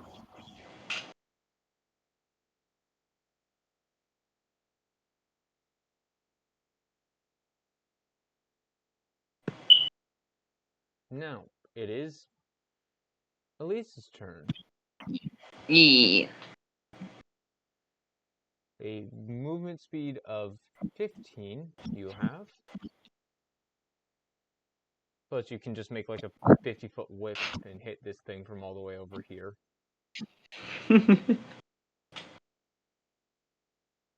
Does she have the slime for that at like level 3 or 4? Where are we at? I did it before. Oh yeah. That is correct. Alright. Do they... Only 10 slime to make the base of the whip, and then an additional 5 slime per 5 feet it reaches. So yeah, you could make, because I was thinking back and you almost ran out of, I think, 45 feet. The last time they made 35 feet. Alright. Yeah, they were Exact. almost And empty. they had 10, they had like 10 slime left. Go down to 27 slime, so I'm only about a foot tall right now. Yeah. And,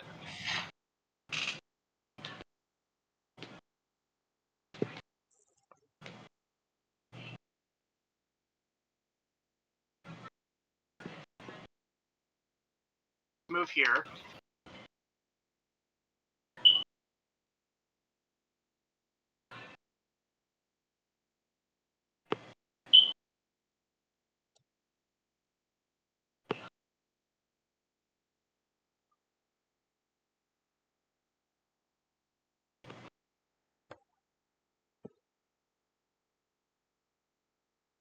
Since it's finesse, I can choose between my dex or strength modifier. I will choose my strength. So that is... Yeah, that's not hitting. Not by a long shot. And now we move to the Skellington's turn. But first, I need to roll perception for the second Skellington in this room to see if he notices you guys yet. Fairly dim for that guy. Yeah, He's not even in the range of the dim light. He's out of range in dim light, and we're a good bit away, so he should have noticed us, right? I mean, he can still see the light, he's just not in the light. Yes. So his chances of seeing the light probably aren't realistically that high, but he can still see it. He also has 60 feet of dark vision, so... Oof. Chances are he's going to notice you guys.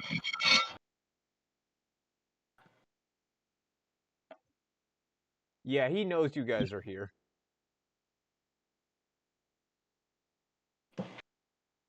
Well, this blows. So when his turn comes around, he's gonna start coming towards you guys. Now, I will note that these things do speak common. You can probably try to talk them out of punching you guys in the face. I'm not sure how well it's gonna work, but... Charisma of 12. I don't think I'm going to be convincing these guys of much of anything. These things have a charisma of 5.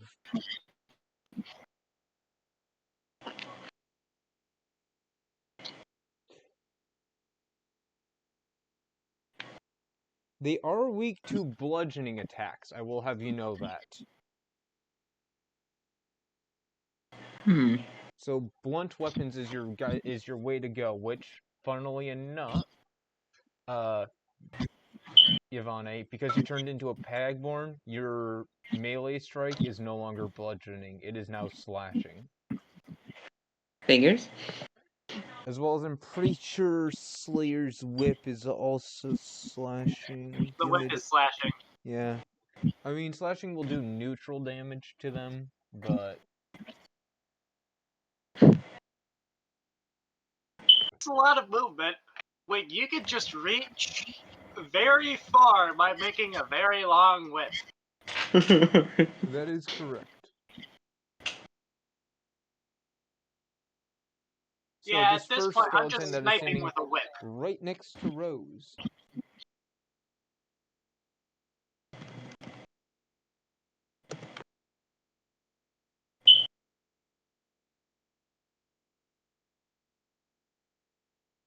So, yeah, there's a skeleton right next to me. Yep. And It I'm is going to pretty take sure. a swing. It is going to take a swing at you. And that is going to hit. Because it is the d20 plus 5 for its hit. Because this thing, skeletons carry short swords, apparently. And that is going to deal 6 damage to you. Because the skeleton has a preset damage on its short sword hit of a 6.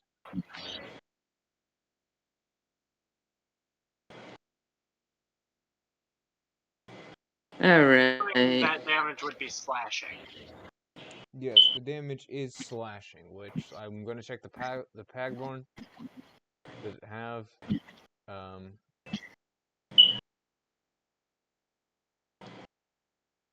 No, it does not have resistance or weakness to slashing damage, to what I can see.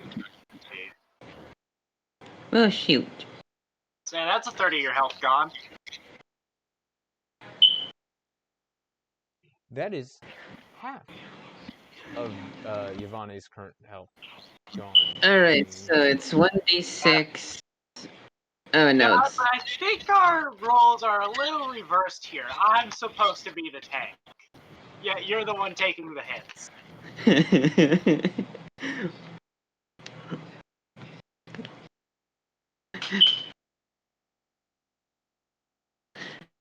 Yeah, I probably should have picked something like a porcupine or one of those snakes that shoot venom.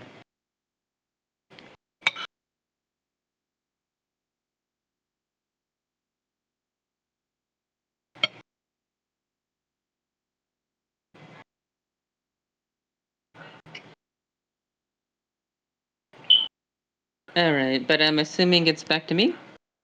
No. This guy's coming for you now.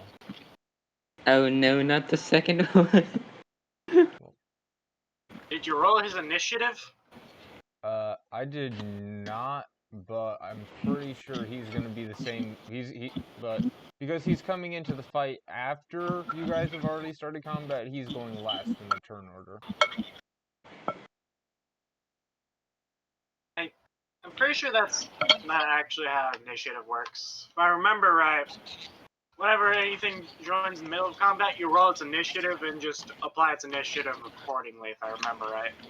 Alright, then I can roll its initiative right now. It has an initiative of 12 plus 3 is 13, and I need to roll up here and check initiatives. So... Wouldn't 12 plus 3 be 15? Yeah, 15. And Slayer's initiative. So this guy is going to be going in between the two of you, in between you two. Okay.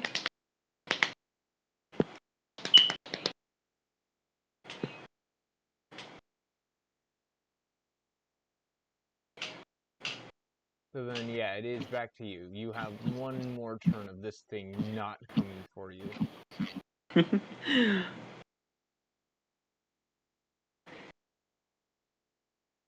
Probably get out of Alright. there. You cannot take another hit from those guys. I mean, she just goes back to her normal form if she does. Yeah. Yeah, that's true. Then she has to run.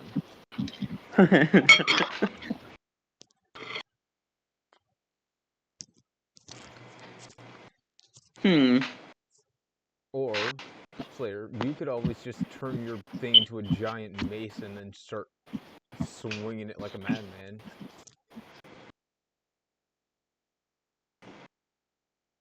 The weapon in its traditional state, it's just going to be a standard mace. It's not going to be a big one.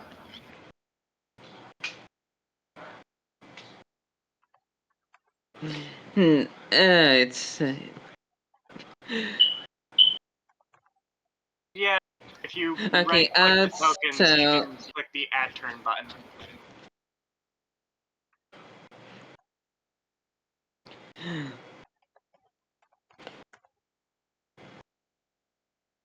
Alright, and I'm gonna try and... I will try to attack this I will try and attack this thing with like a sort of jab uppercut. Like I'm going to basically just I'm gonna like just put my fingers together like a blade and proceed to swipe at like the lower right part of its face. Alright, so I did forget this. When you were attacked by the skeleton, when you are attacked, you have the option to turn into a ball and get a bonus 2 to your armor class whenever you are attacked, and then you can unball. That would have been nice to know. I mean, so here's the thing. It is after you are punched, you do that. Oh, after I have been, so basically after the damage is done and I can do something, I can turn into a ball for more armor. Okay, so I'm gonna switch. So as a reaction to being attacked, Pagolin can curl into a ball. While curled into the ball, it gains a bonus of 2 AC. So last turn, that would have still done nothing to save you from being punched by from being hit by the first skeleton. But that is How high something you did can this? do in the future. So that thing rolled like an 18. God dang. It rolled a 16. It rolled a 21 to punch you last turn.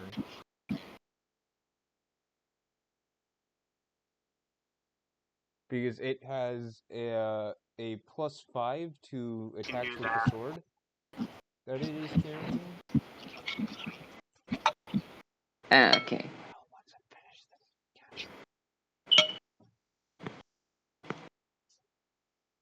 I'll definitely remember that I can at least down the damage, but yeah, we'll just strike at this thing's head. Yeah. So that is make your d20 roll.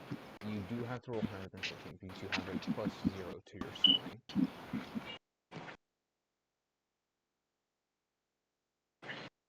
You miss. Well,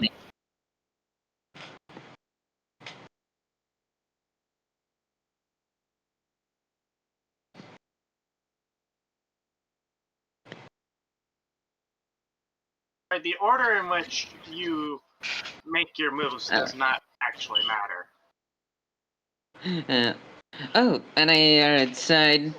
So you I still just have remembered. I fight would advantage. not recommend moving away from it because that would trigger an attack of opportunity. Actually, this thing does not have opportunity attacks, as far as I can tell.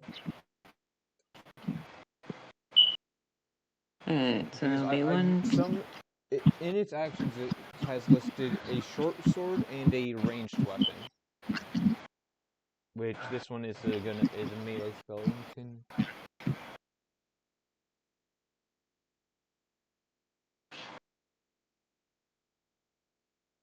can.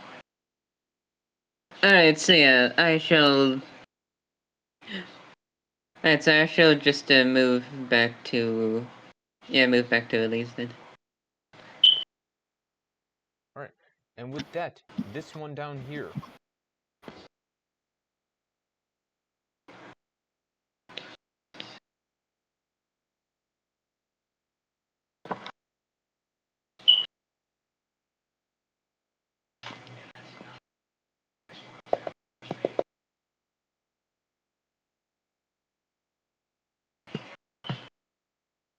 Is gonna start coming for you guys.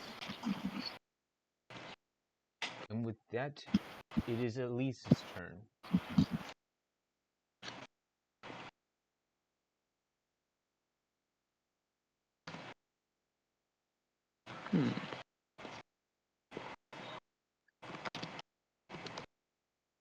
Right here, I will use my bonus action to reabsorb the whip and make a great sword. The greatsword would still be slashing damage. Yes, but it's 2d6 rather than 1d4 for the damage.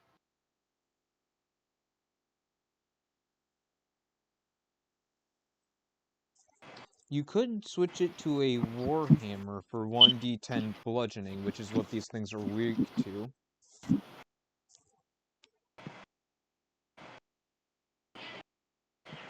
Dead.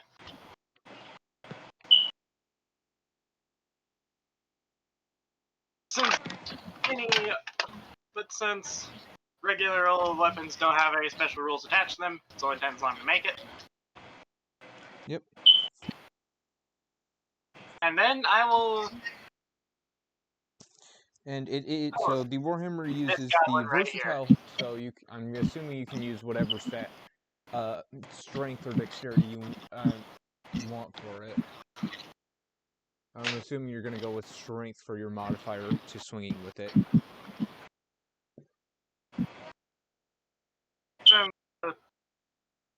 The Warhammer.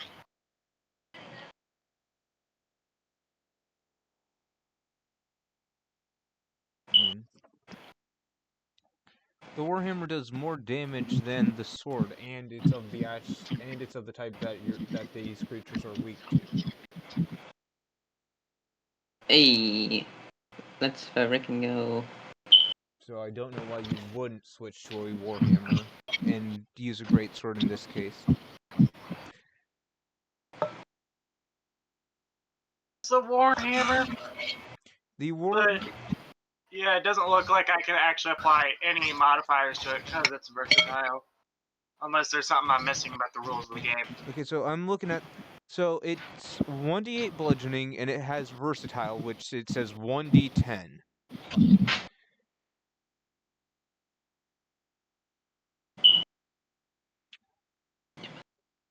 It also has the push property, meaning any creature you hit with it will be pushed 5 feet in the direction that you're hitting it from. Or greatsword, because versatile just means I can either one or two-hand it, and if I two-hand it, I deal more damage with it. Whereas a greatsword, I can apply my strength modifier to it to have a higher chance of actually hitting my target.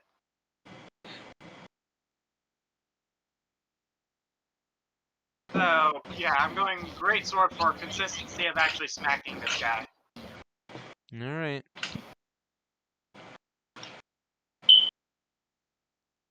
So, yep. I will attempt to smack him with my greatsword. That will be 1d20 plus 2, which is your strength modifier, if I'm correct. Yep, your strength is a plus 2.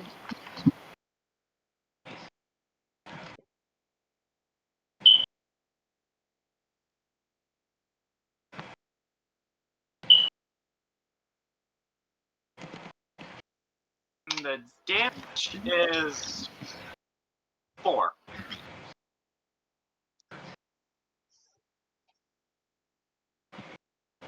Both those D6s rolled a nat 1. Yeah.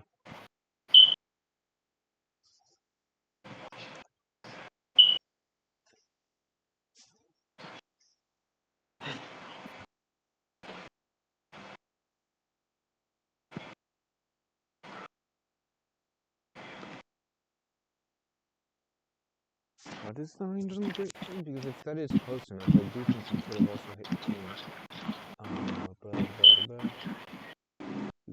Two-handed.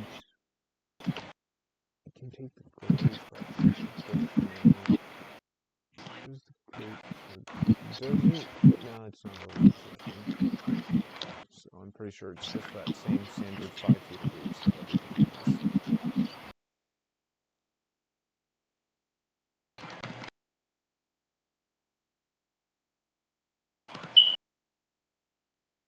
My actions and movement used up? You used your action. You do still have your bonus action, but the greatsword's too heavy. I used my bonus action on changing my weapon. Yeah. Slime weapon's not a free action, it's a bonus action. So yeah, then you've used... I think you also moved from up here, so that would have been... 5, that would have 10, been my you movement. have an extra 5 feet of movement to back away from the skeletons. 15 feet of movement.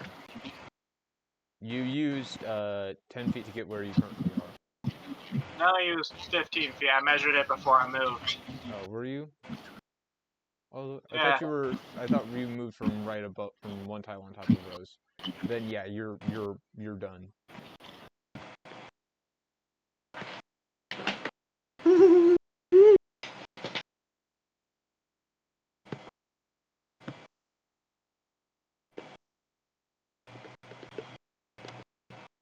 Now it's skeleton number 2, who is going to move up and swing at you. 1d20. Is he swinging at? He's swinging at you, Elise. You are the closest person to the 2 skeletons, so they're going to focus on you.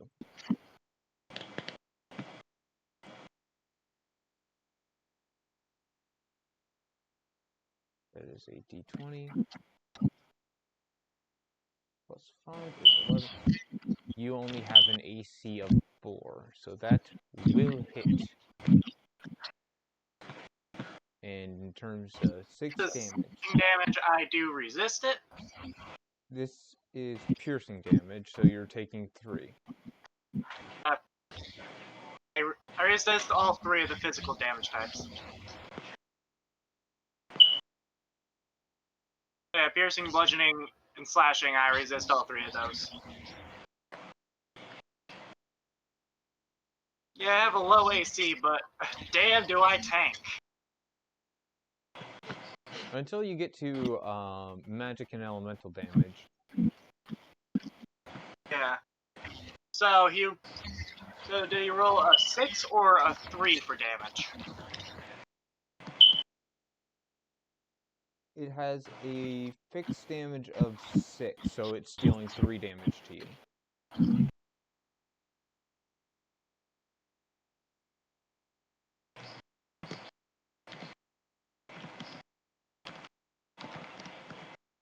Maybe I should up the base AC for this class a bit, or give them more options.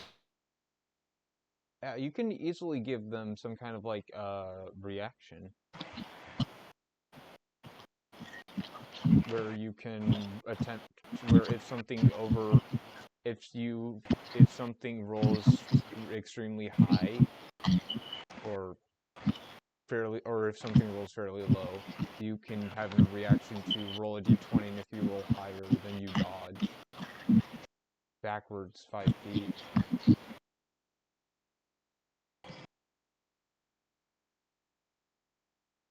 Just change when I get slime armor.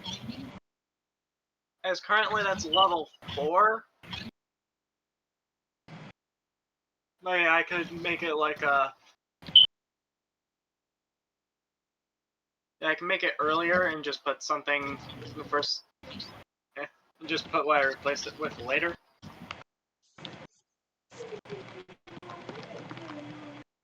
But yeah.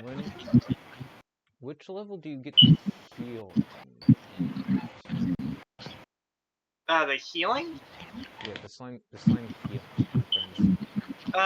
That's just a racial thing. Oh. Like, if you are a slime, you have that passive ability at all times. I mean, you could just switch your levels 3 and 4. That would probably work fine. Probably. Switch the armor and wings. Yeah, that's an issue for future me.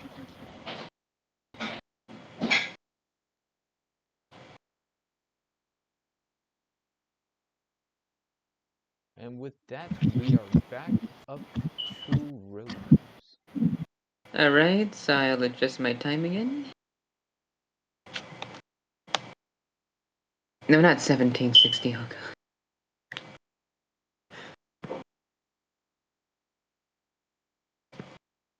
Alright, but this time around... let's see here, I would like to wild shape again, this time into a goat, which I think would still be like triple sized.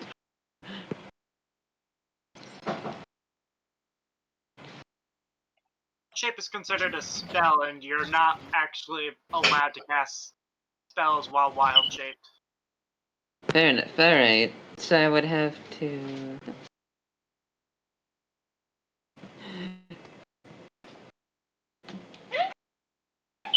Alright. I'd say we'll just, I will just change back to my normal self.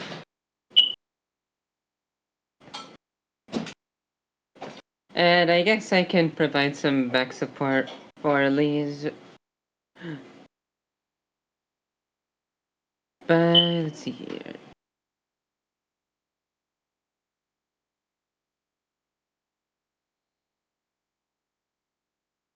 See, I need to do some Googling real quick because I want to see if. Uh, uh, Actually, I guess I can just ask. If I were to turn into a porcupine, would I be able to fire the quills in my same turn or no? Don't think you would, considering that is not a thing porcupines can do IRL. Yeah, I keep forgetting that porcupines can't actually fire their quills. I mean, in your human form, you do have access to a +2 1d6 bludgeoning weapon. My staff, yeah, just worry. Oh yeah, see here, my HP and AC would go back to normal, right? Yep. So it's 8 over 16. Alright. So, let's see here.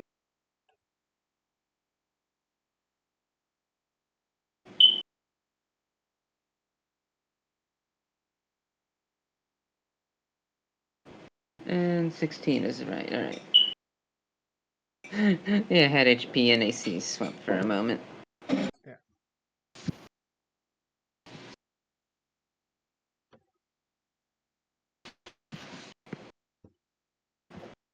Alright, I guess I can... I guess I could try swinging my staff at this one over here.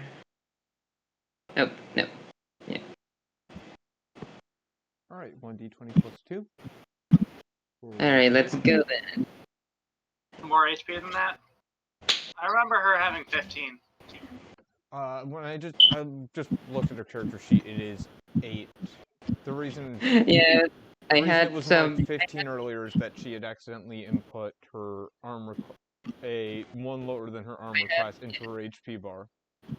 Yeah, I have 8 hit points, 16 AC, and I accidentally put myself down as 15 hit points, 8 AC.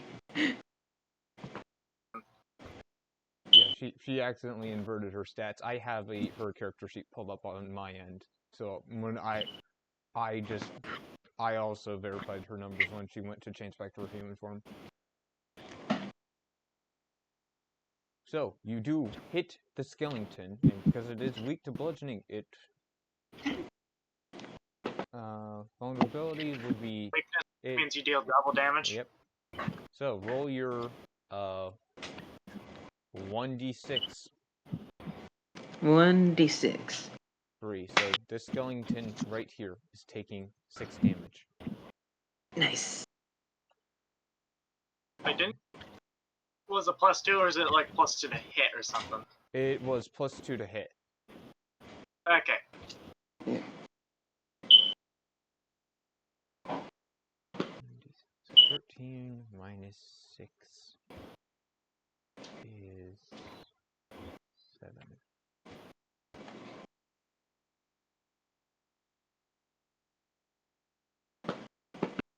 Alright, with that, it is the skeleton that is in front of Elise's turn.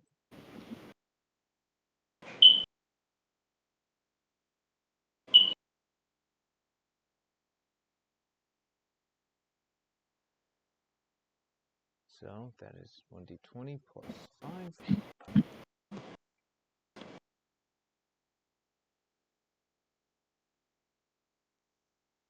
9 plus that 5, that is going to hit you for 6 slashing damage, so take another 3 points of damage, Elise.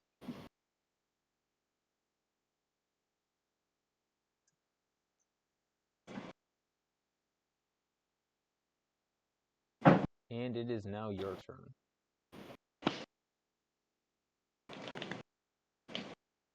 Me. Also. first things first, start a turn.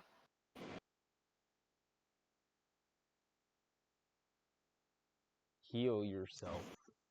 9. That just barely doesn't happen.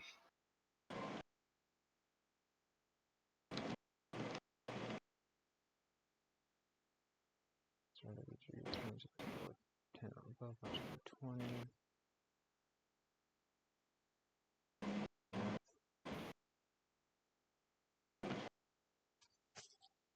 So, I'm guessing you're gonna swing with the greatsword again. I'm gonna attempt to smack the 7 HP skeleton.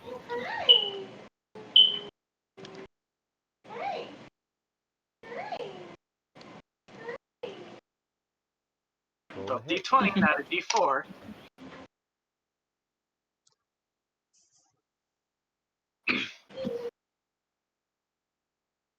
Yeah, that does not hit.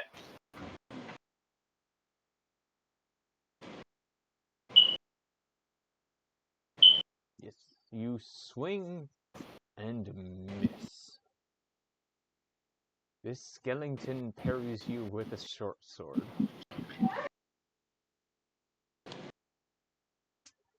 Yeah, I'll just use my bonus action to summon the slime wings then, so that way I'm not caught up doing it later.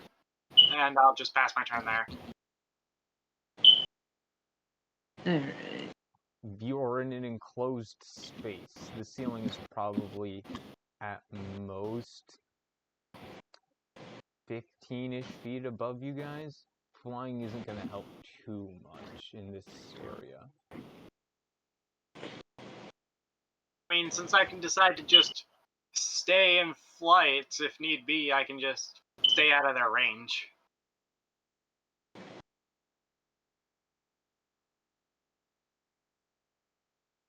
So you're just constantly going to come down, punch one, and then go back up in the air? That is an option. It sounds Or like one. better, yeah, I could just remake the whip while in the air and just keep on smacking them with the whip.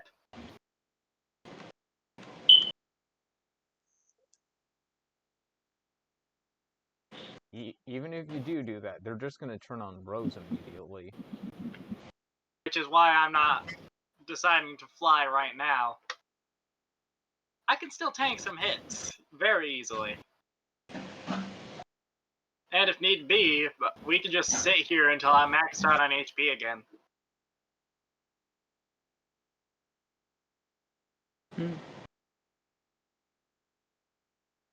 So yeah, I'm not gonna fly up right now. I'm just doing it so that way I have the option in the future without having to use my bonus action on doing it.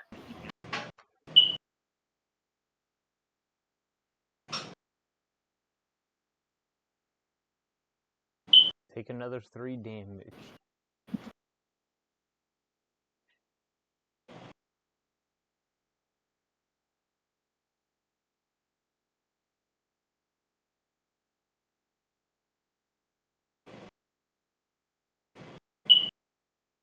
The way this is going, I feel like I might have put too many skeletons in here.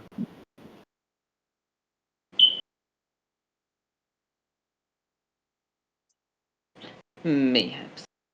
I'm gonna remove a couple.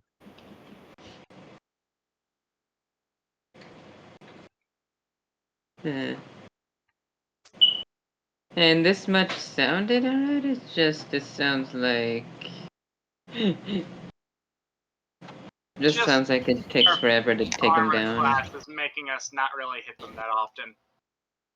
And I've been Yeah. getting hit a lot because I have a very low armor class.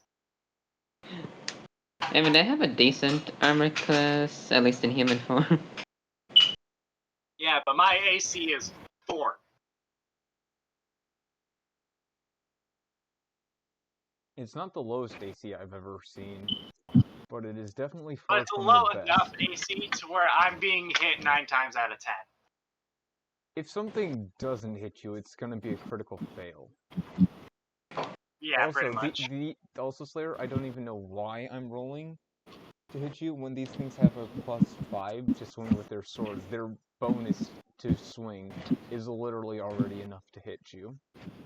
The lowest they can roll is a 6. A 6 hits.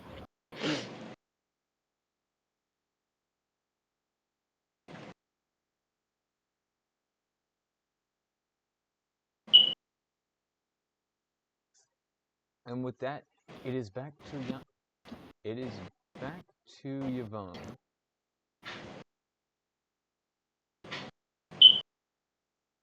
Alright. I assume you're just gonna smack this thing in the face with your staff again? Yep, I'm going to simply smack this thing in this with my face with in its face with the staff again. Let's see. Let's go. 18. Roll for Alright. damage. 1d6. Bludgeoning 6. Natural You 6. crit. This thing died. You have successfully killed Skellington 1.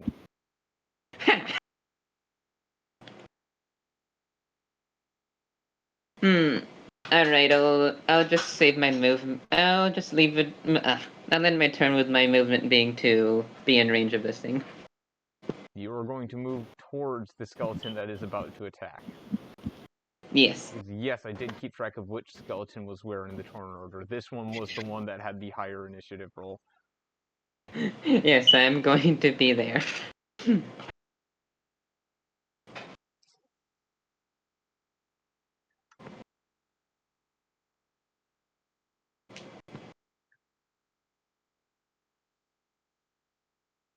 As long as this thing's damage does not exceed 8, I will be fine.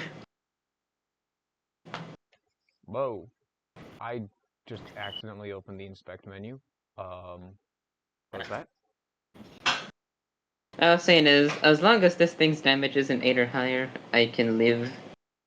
It misses you. Yes!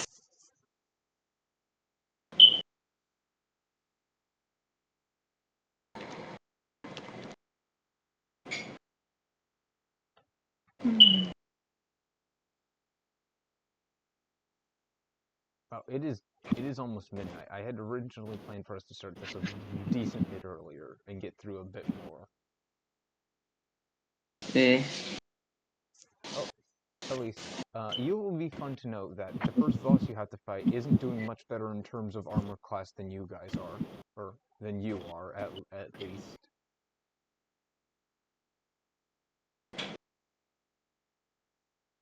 And that boss is not on this map. It is unique. There is an item on this map for you guys that you guys want to get for fighting that boss. Would it be? Would it happen to be in this chest? No, it is on this podium. Ah, okay, so it's at least on this level.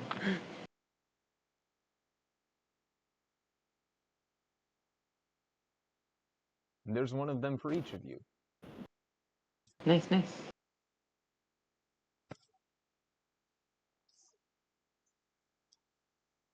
So,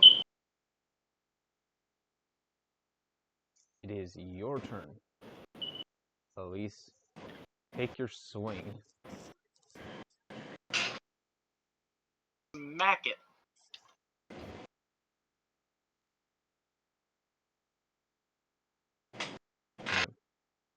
You gonna roll?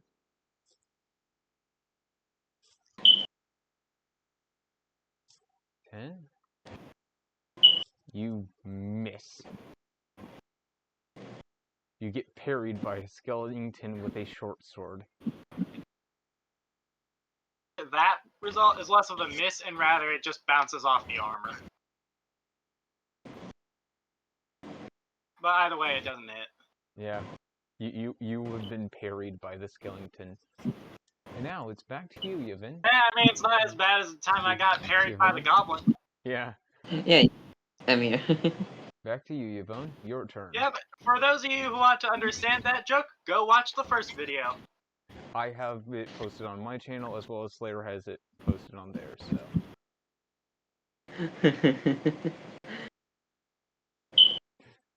I'm just over here making this skeleton do a little dance on my end because I can rotate him. I don't know if you guys see him as he's being rotated or if I have to stop moving him before you guys see the position he's changed to, but I'm just spinning him Yeah, around. once you finish his rotation, we see his new position.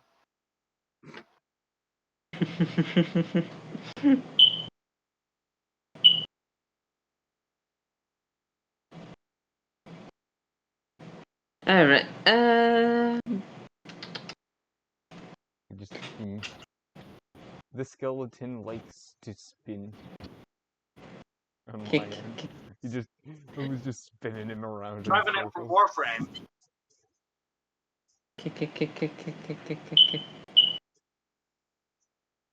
Yeah, the Anyways, two of you Rose. aren't going to know that one because you haven't played Warframe enough. But yeah, Revenant's ultimate is he just spins around in a circle shooting laser beams.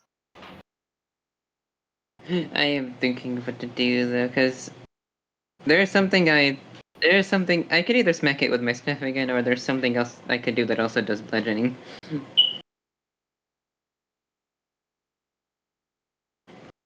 Using a wild shape charge against a single skeleton who's already partially damaged. I'd say just smack it with your staff. Yeah. Yeah, okay, I can just smack him with my staff.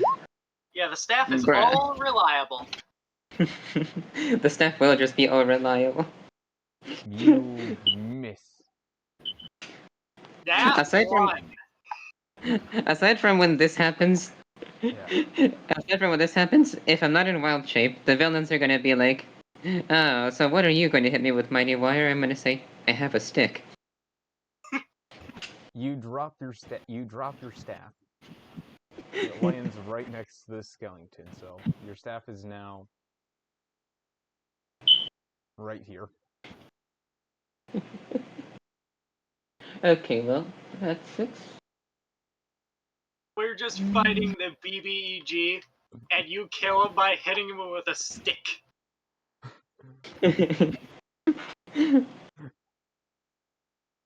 Honestly, but honestly, by the time we reach the BVG, I might have, knowing all of the shenanigan D&D stories I know, I might have honestly just somehow found a way to make it so that somehow, there's some fucking way, I will be able to kill the BBEG by just repeatedly bashing it in the head with a stick.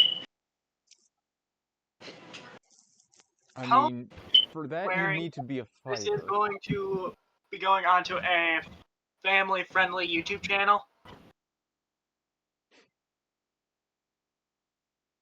I mean, my end's not exactly family friendly, but sure. If yours is. Yeah, I try to make mine family-friendly. Like, yeah, it's more directed towards teens. I just want my videos to be able to be monetized. So, yeah. Oh, yeah, I'm nowhere near being monetization capable, so I honestly just don't care.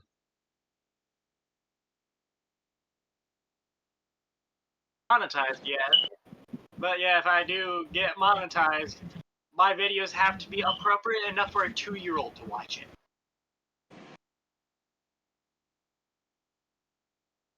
Damn, YouTube really getting strict with their monetization rules. Oh yeah, Yeah, they're no. just trying to comply with COPPA because they got a huge fine a while back For what? for not being very strict. COPPA is the Children's Online Privacy Protection Act. Was this around the time when like all the porn ads were on YouTube? But continue this.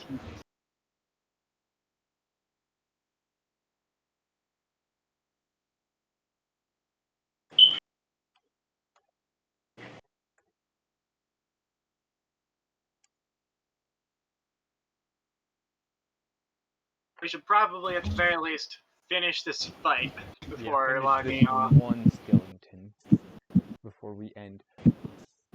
Yep.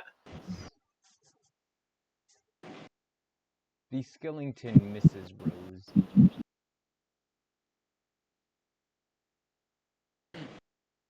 Your turn. Well, Yes. at least it seems to have me. Alrighty.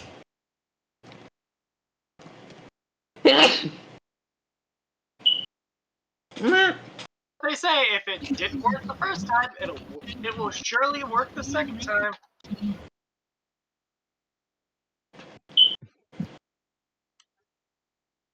Damn it. This is a sign that you just need to switch to the freaking Warhammer and start using bludgeoning weapons. Chance of hitting him with the Warhammer than I do with the Greatsword. Because I don't get to apply a modifier to that.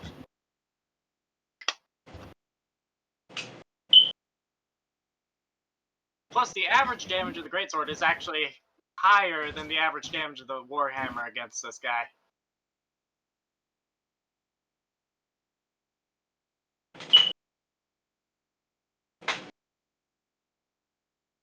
Just realized, for the past few turns, I've been forgetting to apply my passive. And I'll just apply it for this turn. And, oh! Nice! I get the stronger version of that passive. Hella nice. So I regain 5 hit points.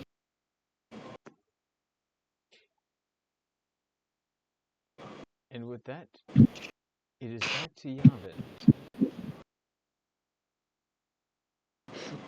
I'm not sure if he's trying to do a running gag or if he's genuinely doesn't know how to pronounce my name, but not Slayer, Dragon. The fact that you pronounced my name different every time you mention me is like it's fun, but it's pain. Yeah, but that time, I typed it into the turn counter Yavin instead of Yvonne, and I just haven't changed it yet. I haven't even noticed. I don't think you can see the turn order counter that I'm using. Unless, wait, can you guys see it? I can see it. Yeah, I can see it.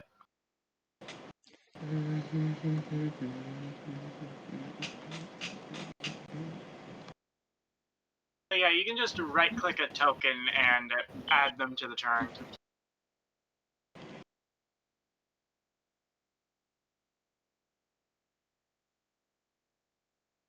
That's good for future reference.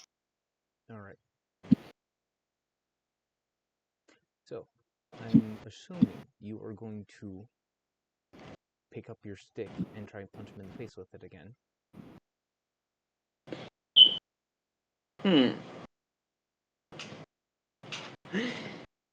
Yeah, I'm going to grab my stick and swing it at him again. Roll. Alright, 1d20 plus 2, 14!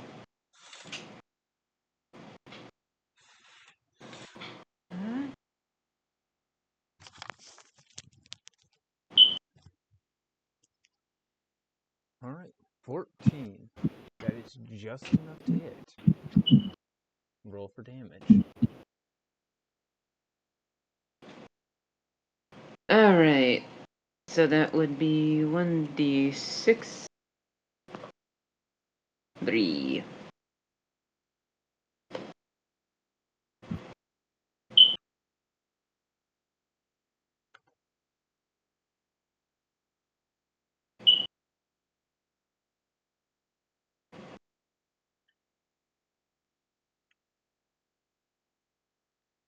Oh. Oh. Alright.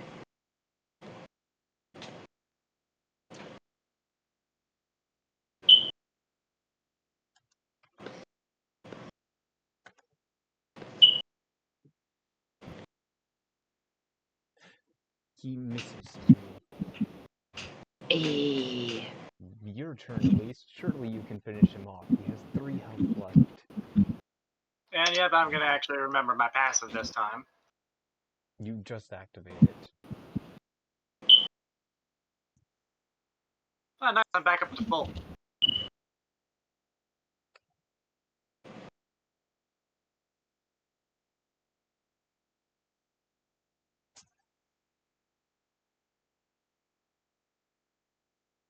Actually smack him this time.